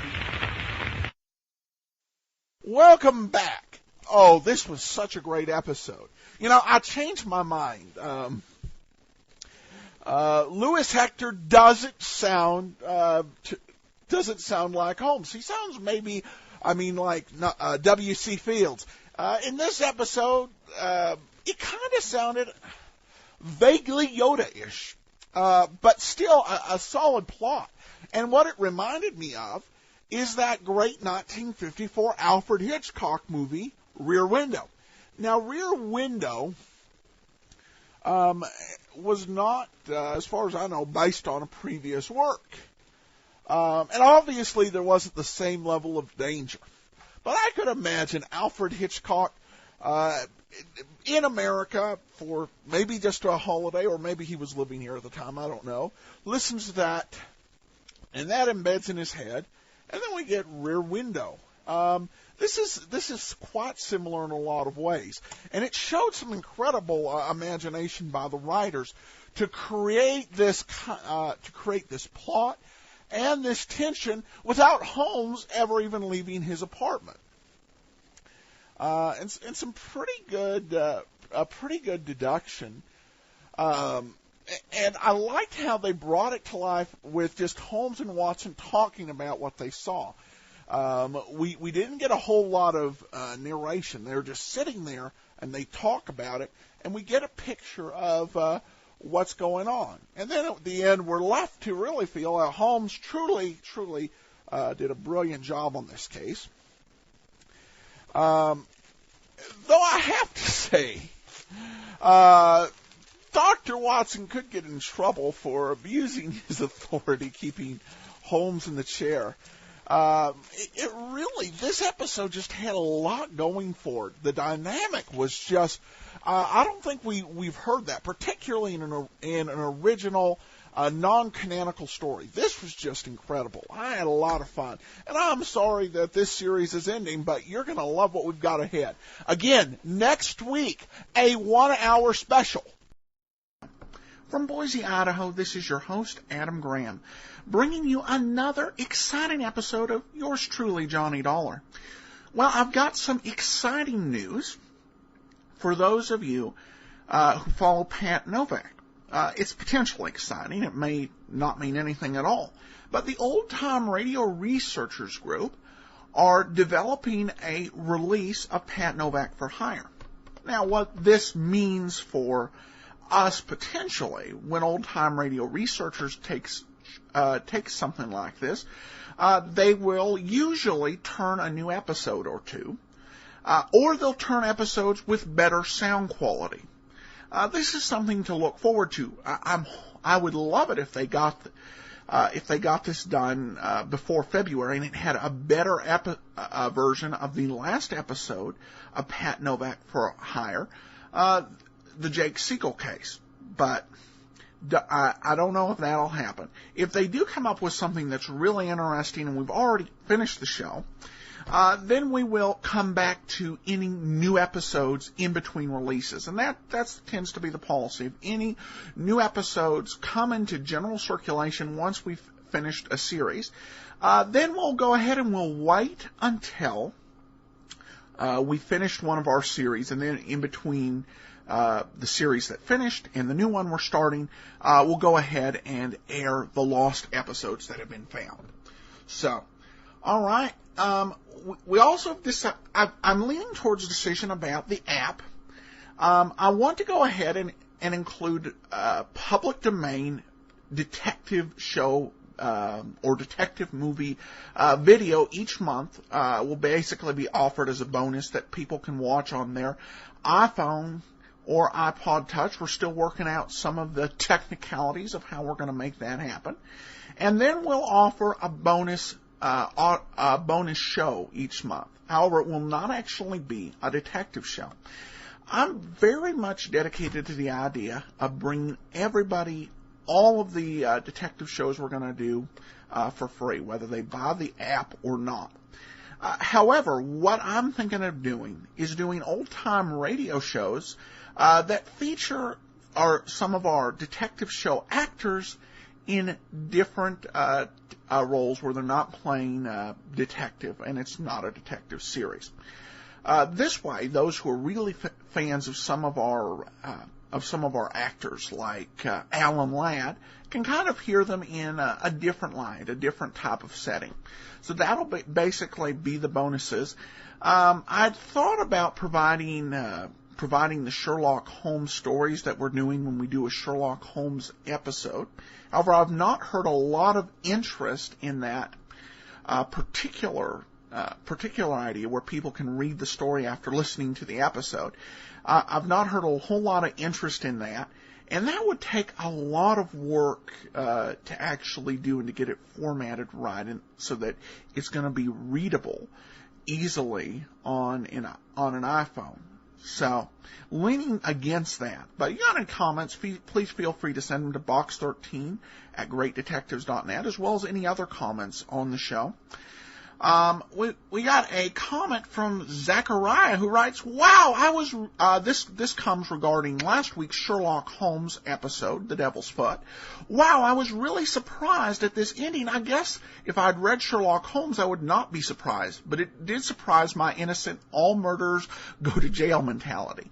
Well, sometimes you will see a detective go ahead and decide to do justice themselves, and do their own sort of justice outside of the court system. And you see that even with Columbo in the 1970s. There was one episode of Columbo where a killer was allowed to go free, kind of a mercy situation because of her particular health. But you do see that happen in Sherlock Holmes in particular. We already heard that actually in The House of Three Gables, where basically he decided not to go to the police to pursue what would be a very hard case to prove. And he could have created a lot of scandal for the woman who had been behind all of his client's troubles, but instead he decided just to get some monetary compensation. And he basically admitted he was compounding a felony. So you do have that kind of sense, and even other stories. Father Brown is an example, where in a couple of stories the criminal was not caught or apprehended. There's different actions taken. In one story, Father Brown simply returned a stolen item. In another story, there wasn't a whole lot that you could assign legal culpability. So you do see these, particularly when what you would call the soft-boiled detectives, where really the focus of the story is that there's a puzzle to solve. You see that with Holmes, you see that with Father Brown, and Columbo, all the ones we listed as examples. You see where the main focus, it's not so much that there's this horrible murder happened, and you just got to get the bad guys, like in the hard-boiled stories. But where the focus is just on the puzzle, it's not indispensably necessary that there be a whole trial. So, all right, thanks for the comment, Zach. And thank you to everybody who filled out our survey. I continue to encourage people to do it. We've only got about 30 responses, so the information we have definitely could use a higher amount of sampling, but at least we've got some basis at which to answer the advertising survey for Blueberry.com. So go to survey.greatdetectives.net. I'll also be posting an update on where our listeners are coming from and how they're listening. Should be up at greatdetectives.net at the time of this airing. So if you're really into stats, you'll want to find out who else is listening. I will tell you we have a new number 2 download country, and Germany actually is this after the United States. Produces the most downloads. About 1 in 6 of our downloads actually are coming out of Germany. All right, and also I want to encourage you as you make your travel plans for the holidays and for the new year, please remember the name Johnny Dollar Air.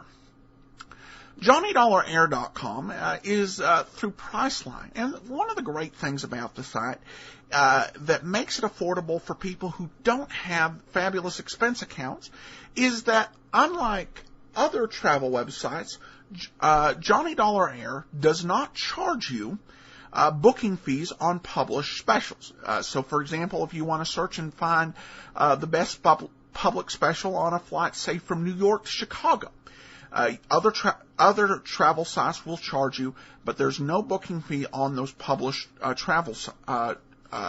on those published specials. You can also still, of course, have the option to name your own price, and so for all your travel needs, whether you're renting a car or whether you're flying to another city, remember that name, Johnny Dollar Air, JohnnyDollarAir.com. All right, and let's go ahead and we'll get into today's episode. Now, the plot will be very familiar to you because it was the same plot as our first episode, the pilot featuring Dick Powell. Of course, never aired, so they could just go ahead and roll it out a few months later for Charles Russell. It's going to be interesting to see how they change the show and how they make it fit Charles Russell because he's a very different actor from Dick Powell. So let's go ahead and we will take a listen to the Milford Brooks III matter.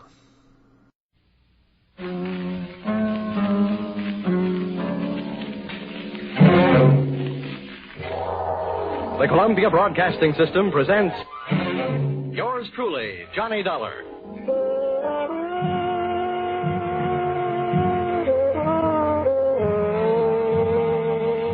The next half hour has its baggage packed to take a trip with America's fabulous freelance insurance investigator, Johnny Dollar. At insurance investigation, he's just an expert. At making out his expense account, he is an absolute genius.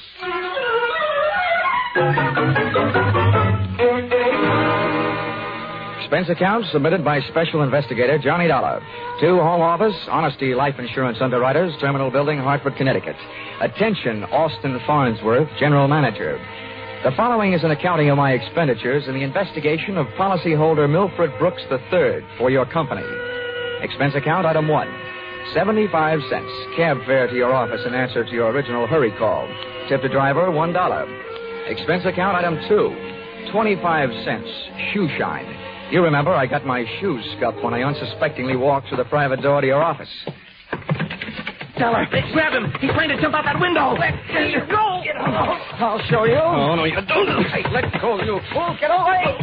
Had a nice try, sonny boy. Now pay attention to the teacher. No. Class dismissed. Well, Mr. Farnsworth, why didn't you tell me what you had waiting for me? I'd have worn my boxing gloves. Dollar, this was all a complete surprise to me. Well, just in case your little chum on the floor there wakes up in a hurry, I think I'll close the window. Now. My goodness, Dollar, what are you doing? I'm sitting on his head. I don't care if this guy tries killing himself again. I just don't want him to try and kill me. After all, we haven't even been introduced. Dollar, that happens to be one of our largest policyholders. His life is insured with this company in the amount of $2 million. Oh, now I can see why you're so anxious to keep him from putting a dent in the sidewalk. Precisely. He'd also put quite a dent in your company's bank account. By the way, Dollar, aren't you in danger of smothering the boy sitting on his head that way? Maybe. Now, tell me, what's this guy's name, and what's his story? That, sir, is Milford Brooks III. As I said, we have him insured for $2 million. His mother and father left him with a paid-up policy for the sole purpose of enabling his heirs to pay the inheritance taxes on his estate when he dies. Unfortunately, due to the kind of life he's been leading, Brooks not only hasn't any heirs, he hasn't any money. He blew all his cash? That's right. Now he's trying to get some out of us by threatening to kill himself.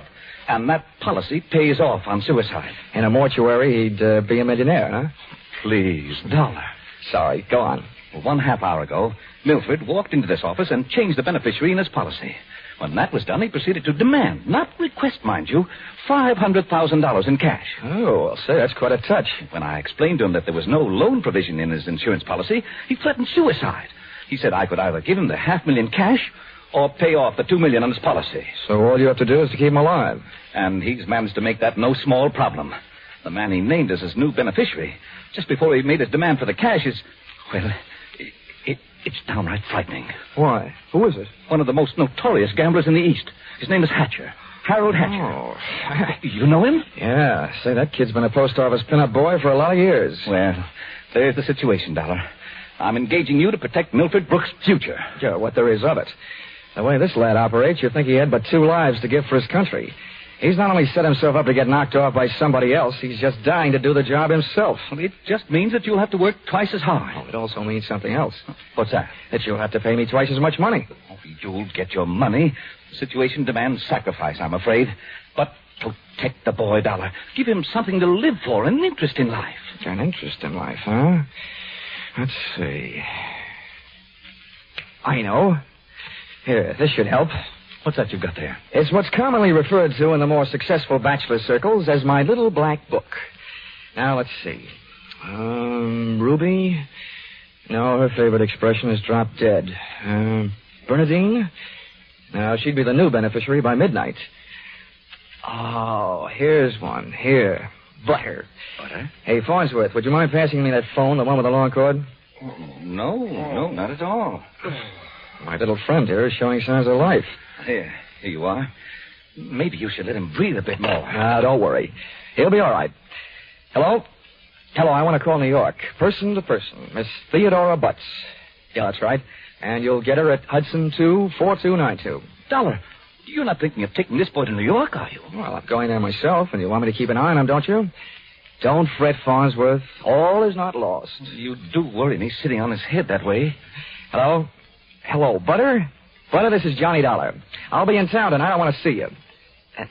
Look, here's what I want you to do. Yes, this is all right to say over the telephone. I want you to reserve a table at the hatchery in my name for 10 o'clock tonight. Will you do that? Okay, I'll see you in a few hours. Huh? But I can't make it any earlier. I'm sitting up on a sick friend. Okay, goodbye. I'm not sure that I agree with your methods. Oh! What's the matter, Dollar? Did he hit you? Hit me? No, he bit me.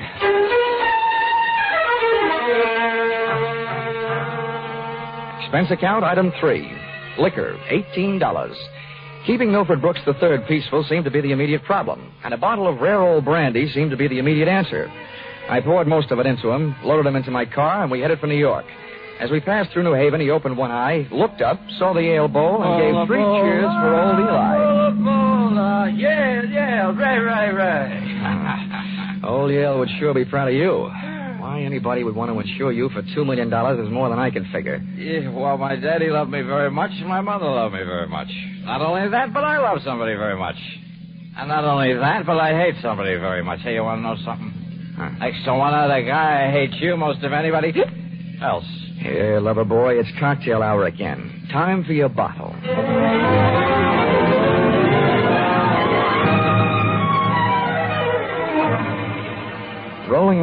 deserted parkway, I felt very much alone with my own thoughts.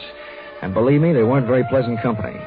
The way it stacked up for me, Brooks had built up a fat gambling debt to Harold Hatcher and had been forced to make him his beneficiary. The suicide threat that he was holding over Honesty Insurance Company was a little tougher to figure, unless he was trying to finance a trip for himself to get away from the man with a custom-tailored murder motive, Hatcher. My hungry little mind nibbled away on those unsavory morsels of food for thought all the way to Butter's apartment.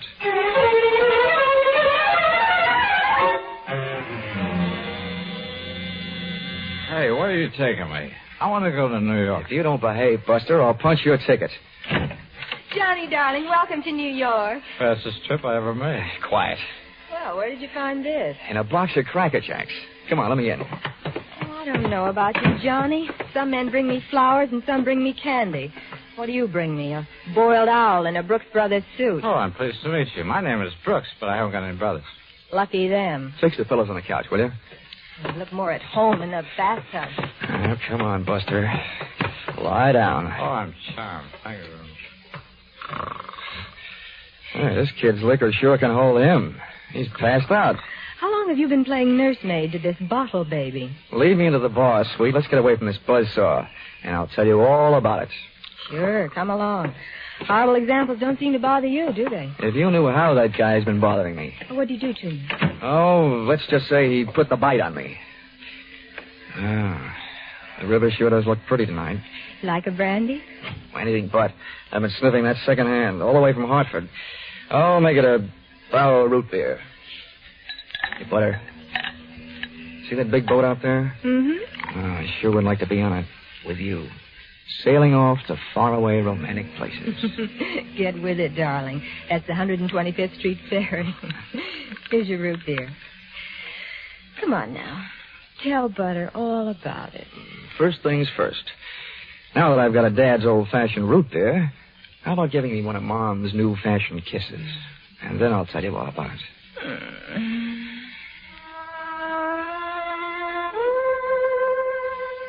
A few seconds later, I proceeded to tell her all about it, and it wasn't easy. Everything about her kept flagging down my train of thought. She was a sympathetic listener to my story until I gave her the answer to her first and only question.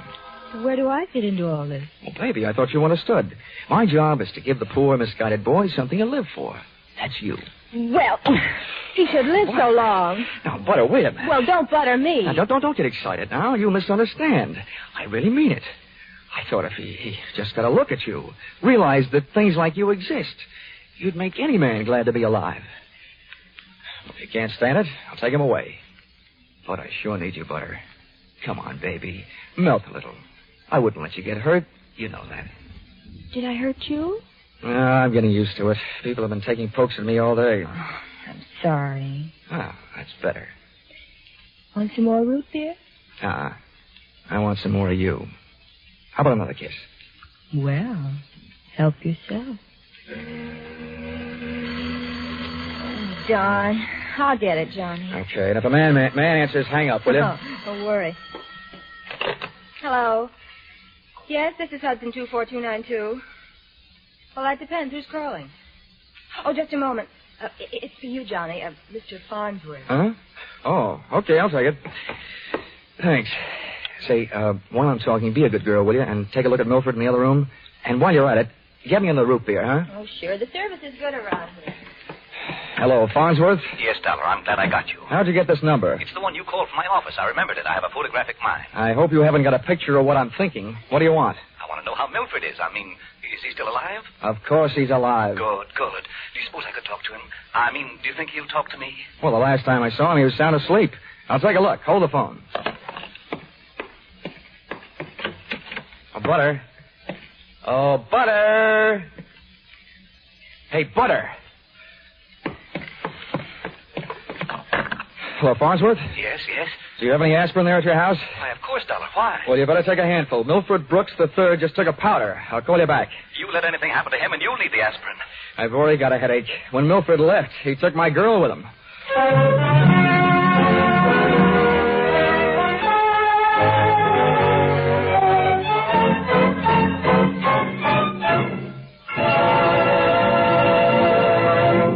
In just a moment, we'll return to the second act of Yours Truly, Johnny Dollar. But first, we want to remind you that it was 437 years ago, next Sunday, the famed Spanish explorer Ponce de Leon began his search for the Fountain of Youth. By sheer coincidence, the man who's still looking for it, Jack Benny, will be heard on CBS next Sunday at 7 o'clock Eastern Time. And now, back to yours truly, Johnny Dollar.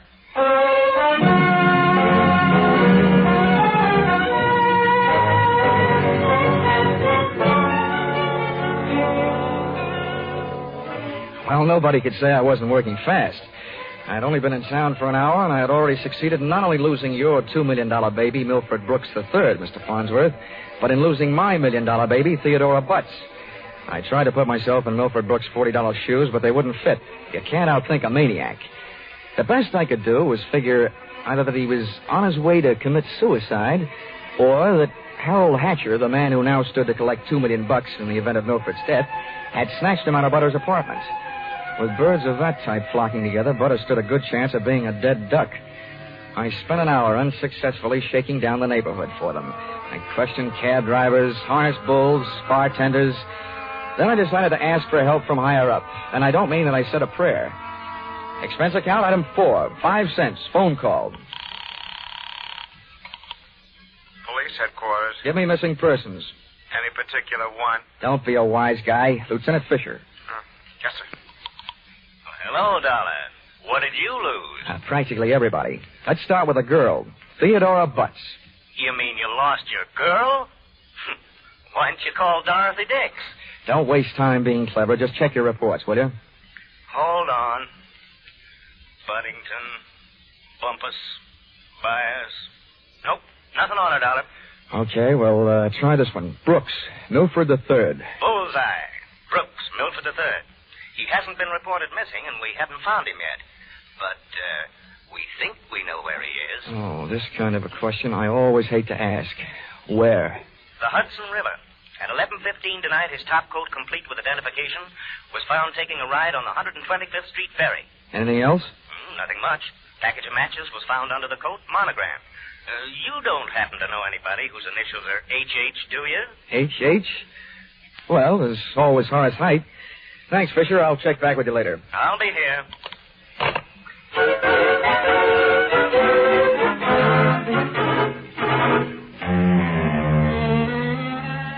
Expense account, item 5. Nightclubs, $28. Harold Hatcher's hatchery was in a cellar under a hotel, but the prices were high enough to rate a penthouse. The club was draped in too much satin, its lady customers in too little. The decor was French provincial, music Brazilian, and the food was nowhere.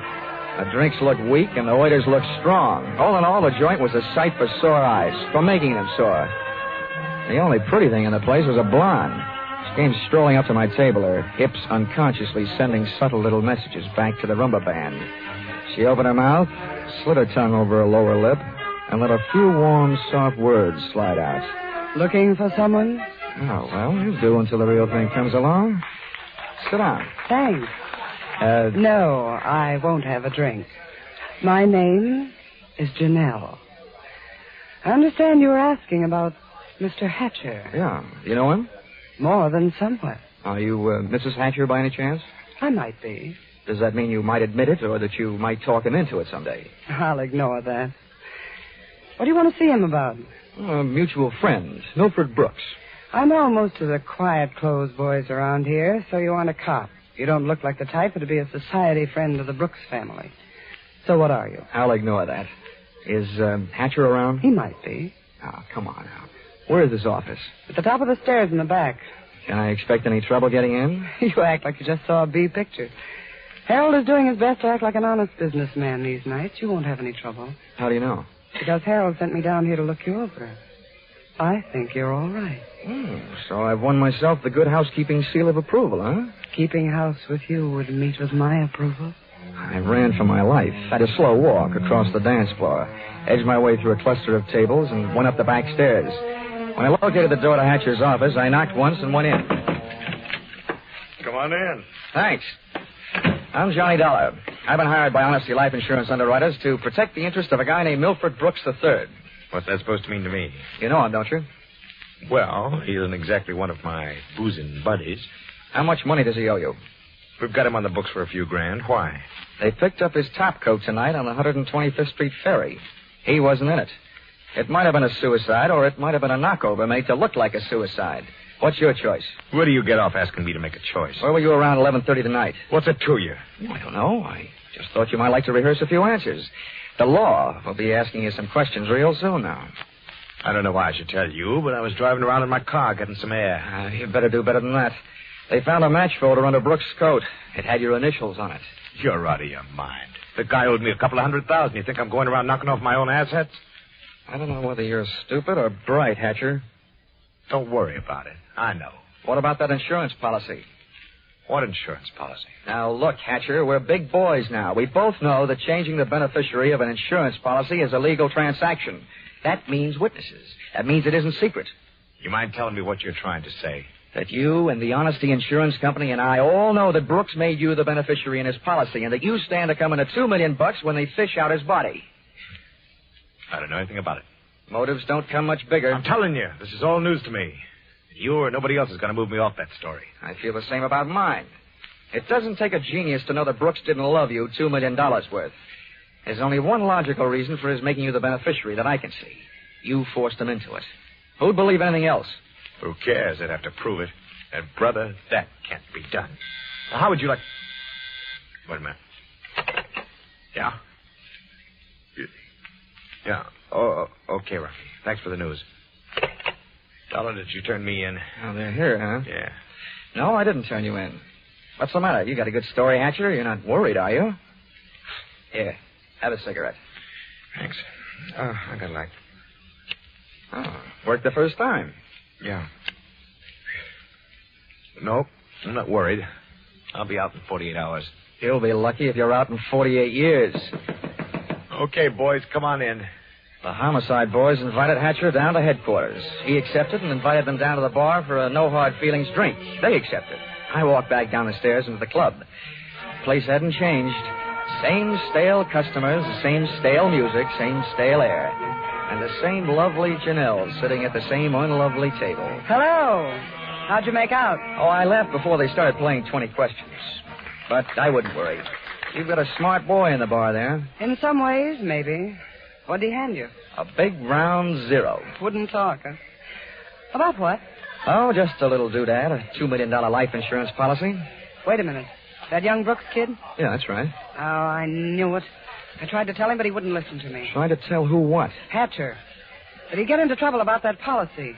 It just looks funny, him being made the beneficiary. You knew about it, huh? I suppose you also know what was behind it. Sure, Milford owed him some money. A lot of money. It's in writing. What kind of writing? It's a personal note that Brooks was going to get back if he made Harold beneficiary. It's up in his office. Hey, you must be awful close to Hatcher. I'm the close, friendly type. I'll have that drink now. You've earned it, beautiful. She had earned it, and I had a hunch as to why. If ever I saw a gal busy putting the skids under her boyfriend, she was. Even if she helped send him up on a murder rap. I would have bet a quick 50 that she'd tipped him to the police.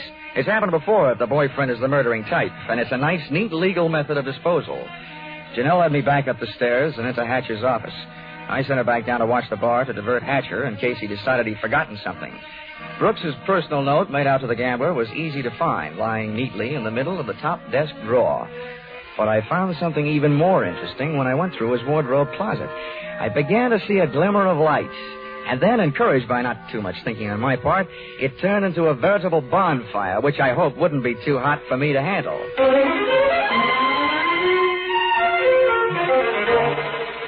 Did you find everything? Honey, if I were a judge, I'd be ready to sentence the guilty party. Good. Oh, waiter, the check. Where are you going? To the police? Bright girl. I'll see you later.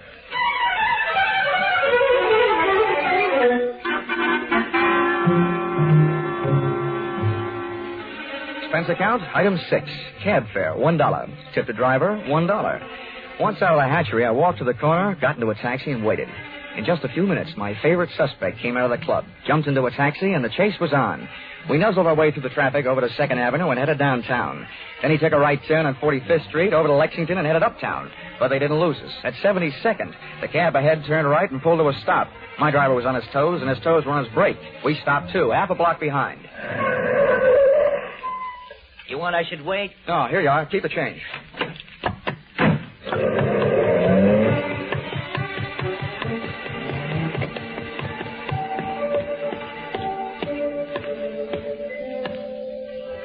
It was a garage that belonged to a residence on a parallel street a block away. I made out a for sale sign on one of the big doors. The living quarters upstairs were dark enough to look interesting, so I indulged in a bit of genteel breaking and entering. Entering that old barn didn't take much breaking. I tripped up the stairs. They sounded like they were left over from an old ghost story. And so did the first voice I heard when I stopped, halfway up. So we've got to be careful, especially about that Johnny Dollar. Are you sure he didn't follow you? That voice sounded awful dry to be coming from a guy who supposedly had spent most of the night snoozing on the bottom of the Hudson River. It was Milford Brooks III.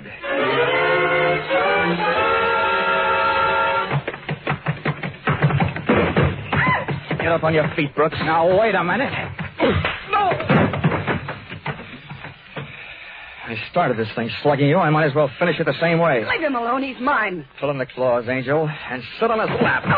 Oh, you Connecticut hick. I'll kill you. Look, I'm the last guy in the world who enjoys physical violence, give or take. But believe me, you two are coming mighty close to changing my whole character. Now settle down before I really lose my head. Get off of me. I should have known better than to get mixed up with a low-class nobody like you. Cut. We've pushed the lady around enough, Brooks. Tell me to be careful. Why didn't you think of that before you led him here? Wipe for your nose, big boy. Don't you go getting fat-headed, gorgeous. Neither one of you is exactly what I'd call a mastermind. When you planted that match folder underneath the topcoat on the ferry boat, you both should have been more careful. Huh. You think so? You bet I think so. If I were planning a piece of evidence to incriminate Mr. Harold Hatcher, I would have left a cigarette lighter. I found one in the pocket of every suit he owns back there in his closet in the club. It wasn't hard to figure out that guy never carries a book of matches. What do you want? I'm only interested in one thing, saving the insurance company $2 million. And, Buster, I think you've done it for me. Wait, look, Dollar. This is insurance fraud. It has been ever since you put on that fake suicide attempt, trying to extort $500,000 out of the company for you and Janelle. Wait a minute, Dollar. So much for the company. Now, something a little more personal and a little more serious. Where is my girl? Well, she's all right, Dollar. I couldn't help it. I had to get out of that apartment. She caught me leaving. I had to take her with me. Where is she? Well, I didn't mean to hurt her. I was afraid she'd yell. Oh, you miserable... I'll tell you where she is, Dollar. I put her in a cab and sent her to the emergency hospital. Get up. Oh, no, Dollar, please. I give you the beating yell. Harold. Hatcher. You had your fun, Dollar. Now I want mine. How did you get here? New York City, world's most efficient police force, remember? When they think maybe a guy's jumped off a ferry boat and nobody's seen him do it, they check the turnstile counters at each end. In the case of Brooks here, as many people got off that boat as got on. Yeah, it makes sense. They'd hardly hold a guy for murder just because somebody else lost a topcoat. How'd you know we were here? You know me, Janelle. You never go any place that I don't know about. Okay, Brooks, you felt like explaining. Now I feel like listening. Get it up. I don't know what you mean. I know what you mean, Hatcher. One, he gave you a big, fat $2 million motive for murder. And two, he did his best to make it look like you did murder him with that broken-down match cover plan on the ferry boat. Why? Well, they wanted to get rid of you and live happily ever after. The big mistake they made was in trying to shake the insurance company down for some ready cash. And you, baby. Harold, you please. put him up to it, didn't you, you cheap little muscler? No, Harold. Calm down, Hatcher. You don't need a gun around here. They're tame. You don't know me very well, Dollar. I'm going to teach all of you amateurs a lesson. How these things are really done. Come on, Brooks. No, Hatcher. You can have everything I've got. For a second, it looked like Hatcher was going to take everything. But I hadn't gone that far to see Brooks knocked off with me as a witness. Hey, maybe I wasn't going to be a witness. Maybe I was going to be a victim, too. When that thought hit me, that's when I flew across the room and hit Hatcher in a do-or-die flying tackle from behind. Oh. Hatcher went down shooting. I went down kicking, and a lucky boot knocked the gun out of his hand. I beat him to it and swung it straight into his skull. Half the people in the room were lying there bleeding. Brooks from a gunshot, Hatcher from the gun butt. Janelle and I both stood there panting. But believe me, not for each other. We stood that way until the police arrived.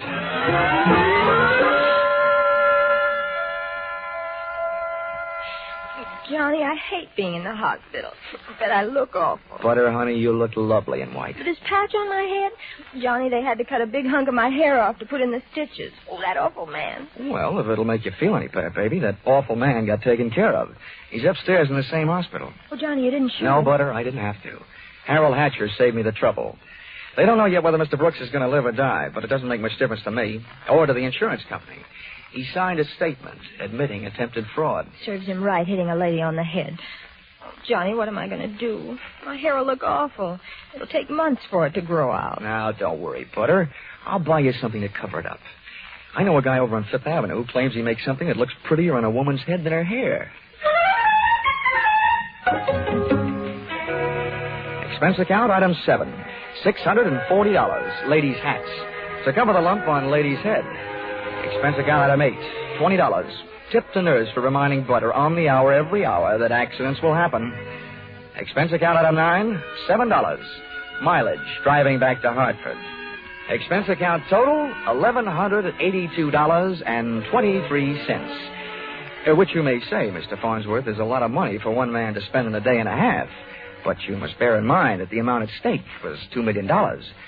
And you know the price of steak these days. Signed, yours, truly, Johnny Dollar.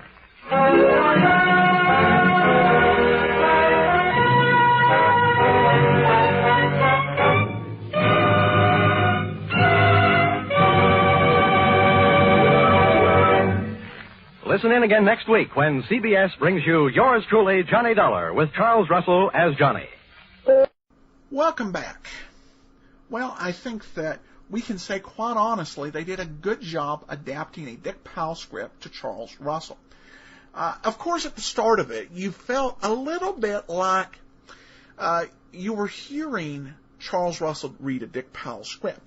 But that was because they needed to make sure the story went in the same general direction. Once they got it to New York, they made enough variations, enough changes, that it felt natural to the way Russell portrayed a Dollar. And I think they added a sympathetic factor. One thing was the relation to Butter. It was a little bit more tender between Russell and Butter versus Powell's Dollar. Particularly when you get to the end of the show, at the first episode, Powell's Dollar basically throws in a necklace to appease Butter, who was upset at him for running out on her. In this case, Russell puts in an expense account item for something that had a minor relationship to the actual case solved, and was really concerned about Butter and what had happened to her, and really reacted with justified anger at what Milford Brooks III had done. So it was a lot more sympathetic portrayal. So, all right, we got an email from Michael Galea, who writes in that he had actually watched Turner Classic Movies 2 days of the Falcon movies. They'd run a marathon. And he says he thinks the series was rather predictable but fun to watch. The Falcon was also a radio show for 10 years on different networks. I don't know if they are in the public domain, but it might be worth looking into. Well, thanks so much. The Falcon movies were interesting because one of them actually was an adaptation of a Raymond Chandler movie where the Falcon replaced or Raymond Chandler novel. The Falcon actually replaced Philip Marlowe. The Falcon Takes Over. This was made into a more serious film starring Dick Powell. But regarding the radio show is actually a pretty good. I listened to a couple episodes, and I think we'll use it. I've been planning on listening to it for a while, and Michael gave me the impetus to go ahead and do it. Now, it'll be a while before we actually get around to airing it, but it's definitely on my list. Max writes in, I listen to the show while I work at my data entry job. And this is, I found that when you're doing something where it's repetitive or almost mindless, at work, like data entry, which can get a little repetitive, these shows really work great at that time to help the time go by. So I use it when I'm doing data entry tasks as well. But he writes, I was exposed to Johnny Dollar at a young age and completely rediscovered it via your podcast. It does fill in the gaps and adds a special touch, knowing the history behind the production and its evolution over the years. In addition, I have also discovered the Sherlock Holmes shows and really look forward to Thursdays and Fridays. Keep it up, especially the Rathbone and Bruce Sherlocks and the Bailey Johnny Dollars. Well, good news for everybody who's mentioned the Rathbone Sherlock Holmes. Those actually start up in 13 days. We have one non-Rathbone installment, and then we are getting into Rathbone for about a year, give or take a few weeks. And I think people are really going to enjoy it. I found a website with a lot of neat information on Rathbone and the series, so tune in for that. Of course, it's going to be a while till we get to Bob Bailey's Johnny Dollar, but in the meantime, Wednesdays, be sure to check out Let George Do It. Anyway, he had a question about the T-shirt idea. I've been sharing some of the quotes, mostly from Pat Novak, with his fellow employees. And he was wondering about the legality, because he says, I know you're not a lawyer, as I'm not one, but I was wondering if you know which of these shows are in the public domain and which are not. The last thing I would want to do is steal other people's copyrighted material. I thought you would have some insight since you post these shows on a weekly basis. Well, in answer to the question, there's two parts to that. First of all the radio programs we do here are in the public domain. And while there are a bunch of theories out there, it's just not going to be interesting to most listeners. I'm going to post more on how we define some of that over at greatdetectives.net, and you can find it from our About page. But we'll wrap the show up now. Got any comments? Send them to box13 at greatdetectives.net. And please cast your vote for us at Podcast Alley, podcastalley.greatdetectives.net. And again, we would appreciate more listener surveys, survey.greatdetectives.net. But from Boise, Idaho, this is your host, Adam Graham, signing off.